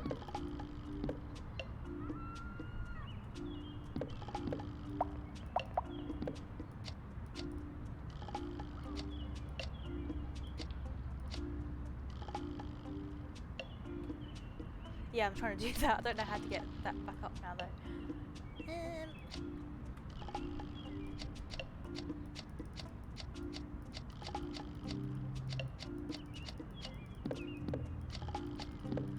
I'm gonna put everything at max.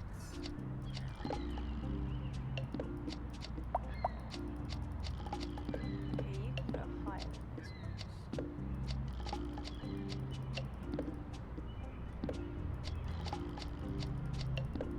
Well, now I can't get the middle row back up.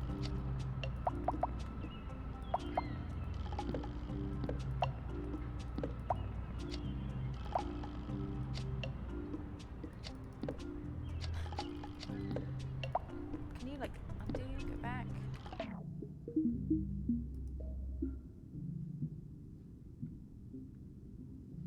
So I actually know what space does. That means look, change angle. R is undo. Oh, okay. No, that's not what I wanted to do. No, I'm not clicking on it. I'm.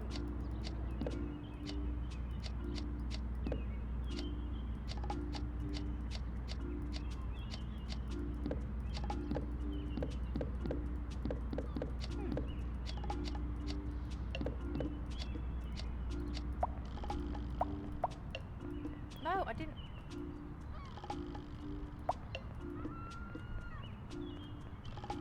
I'm not entirely sure what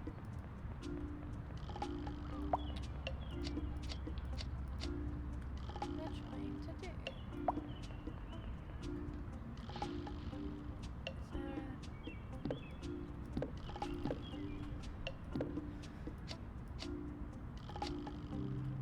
Do I need to get up here maybe?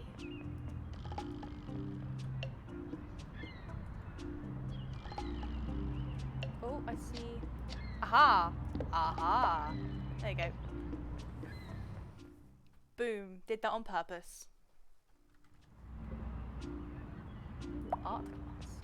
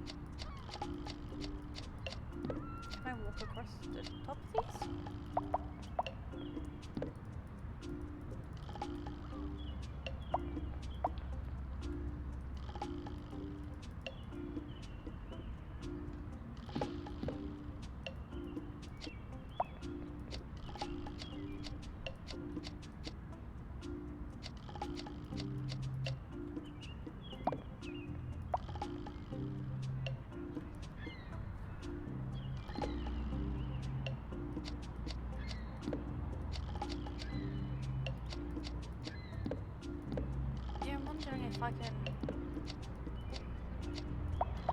It doesn't look like I can get through.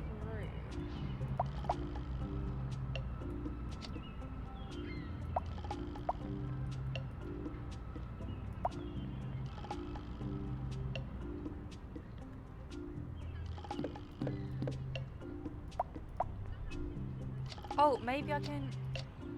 Because, oh, there we go. I need to have the clear path. Okay, so I just need to... Yeah, I need to make sure there aren't any paint cans in the way. Oh, there's... Oh!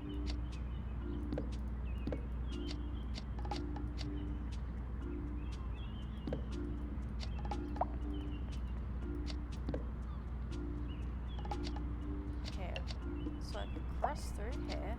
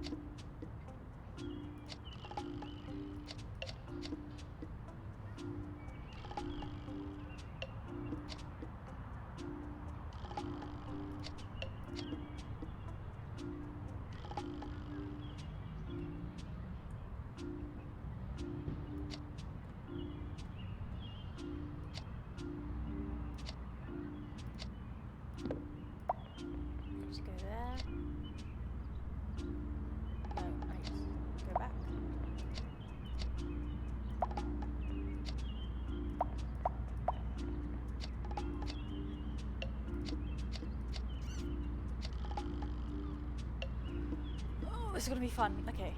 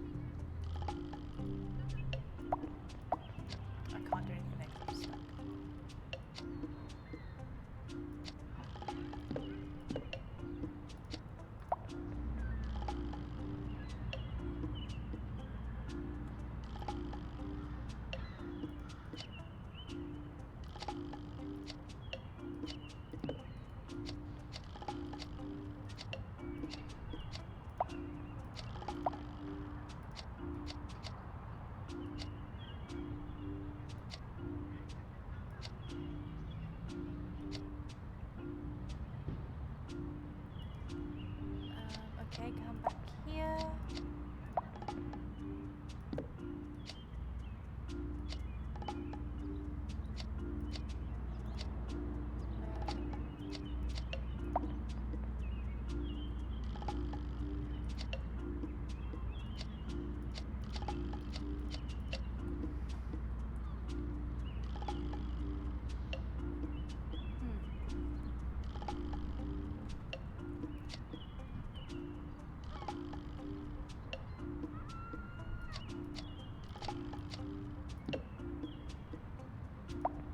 Okay.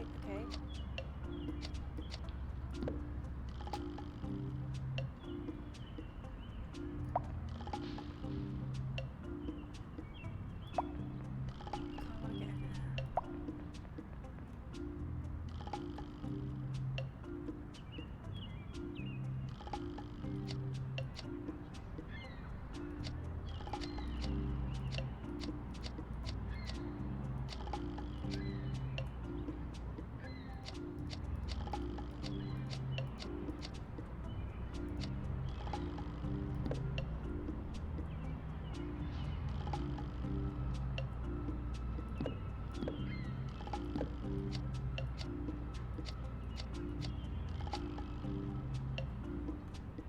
Find some breakfast? Oh my god!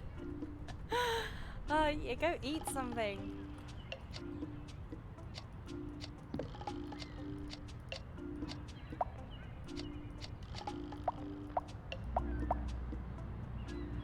See you in a bit, thanks for tuning in.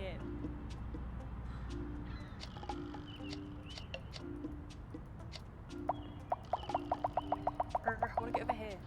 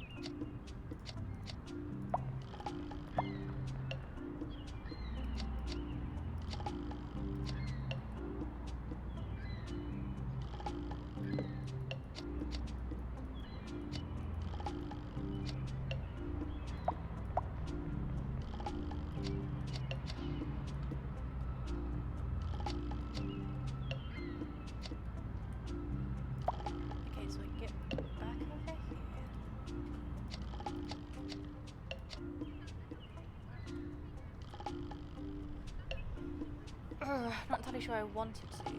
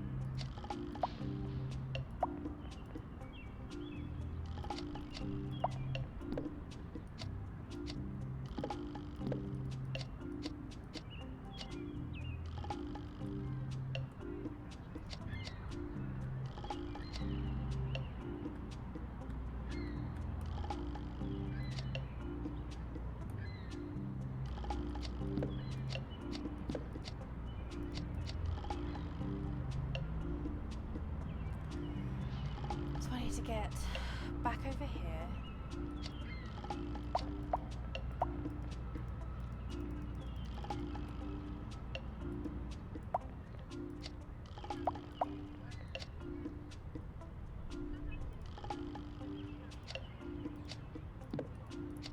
And kind of see where I'm going.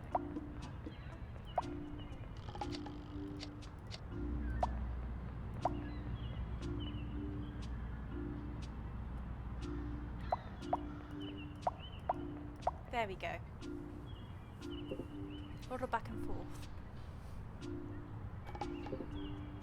Oh, I'm getting sleepy now that the sun is here.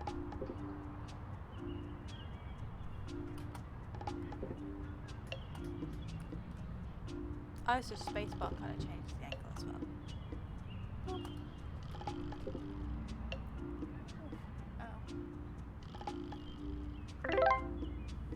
I got overalls.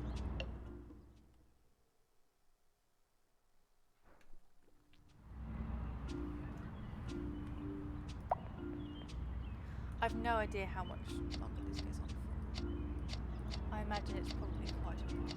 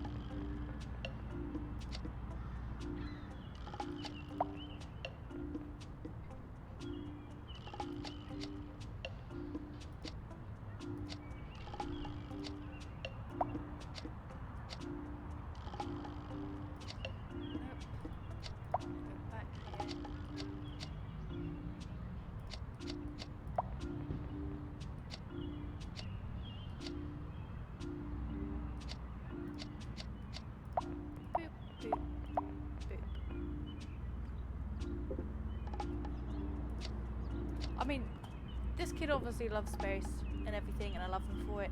What the hell is with this labyrinth-esque life that they're living?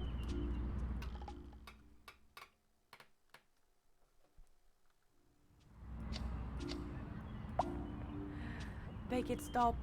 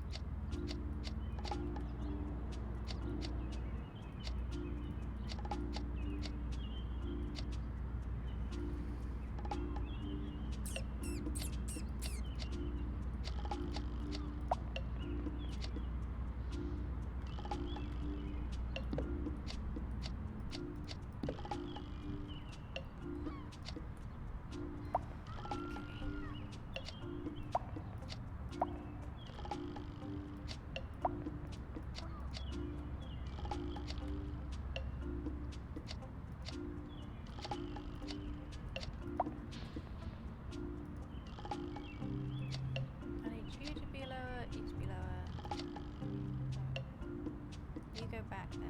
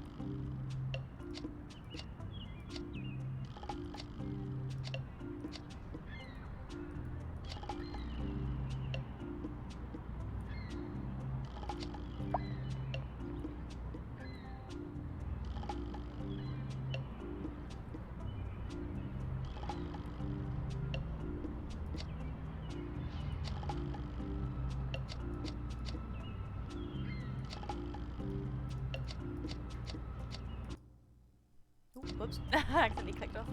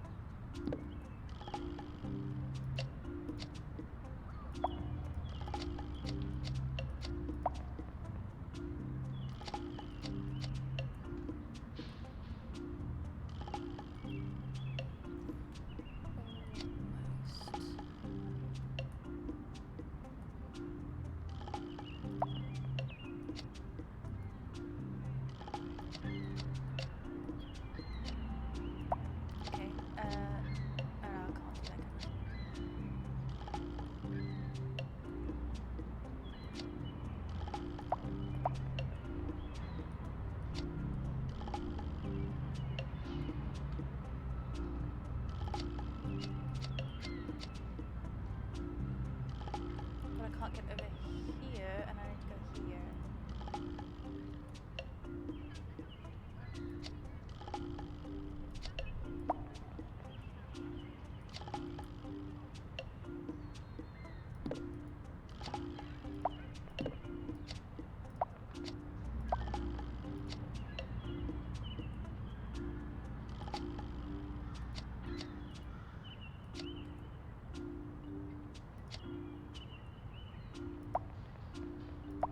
Okay, so I'm over here now. And where am I going?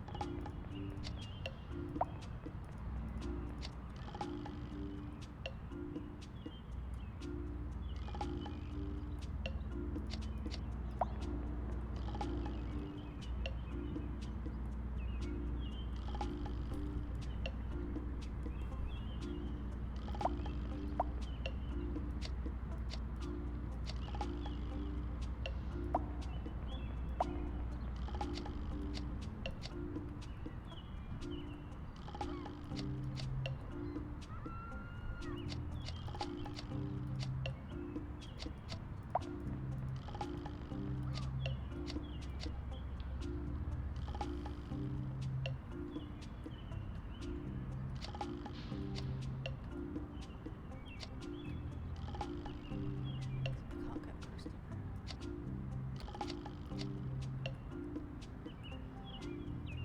this will be that.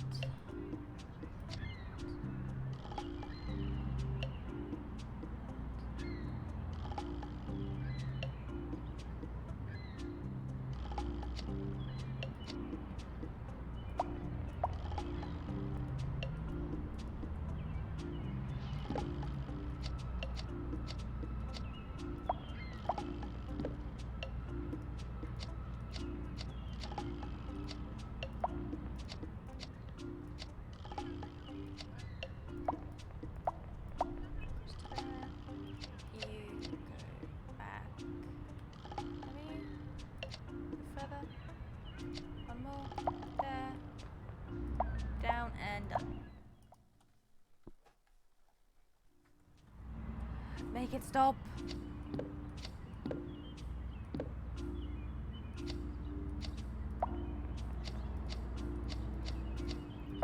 Okay, I'm calling this one my last one.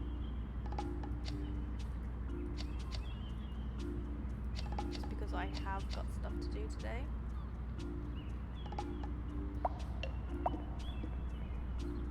Believe it or not.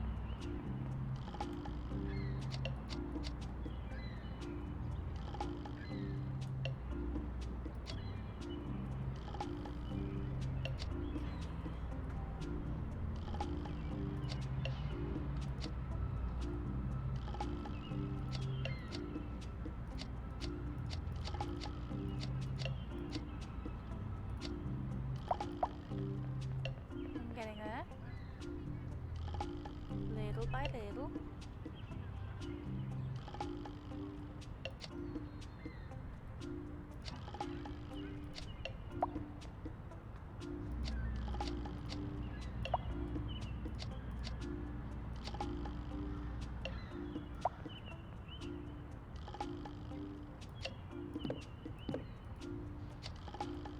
Well, that's annoying.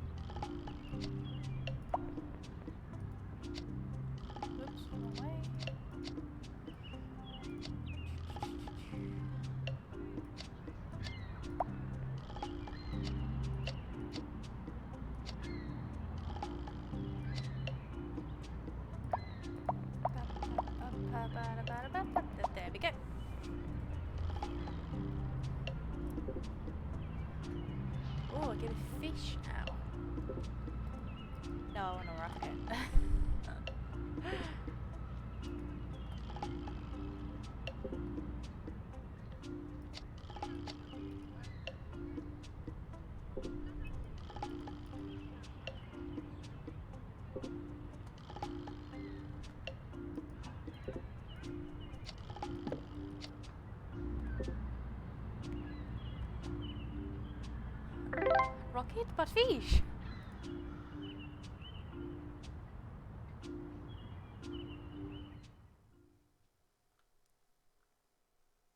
What's happening? Okay, well, we seem to be in a whole new level area, so I'm gonna call it quits there because I've been on far longer than I intended to. I thought this would be like the other ones that would be quite short, but we've gone through a lot. We've poured our heart out, and fingers crossed, everyone's had a good time. As I said, I'm planning on streaming all throughout the month. I don't really have much going on, so I'm hoping to do a stream a day if all goes well.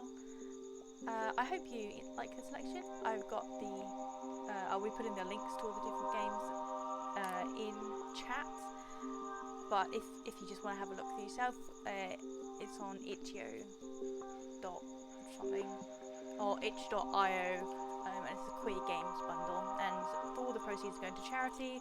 But if you feel like doing something a little bit closer to home, then as I said, I am raising money for my to pay for my top surgery at the moment, which I'm hoping to get next year. It is unfortunately an expensive procedure, so if you feel like lending a hand, I've got the link below, or you can go on Twitter or join my Discord, and all the information's on there. But thank you ever so much for tuning in, and I'll see you next time. Bye!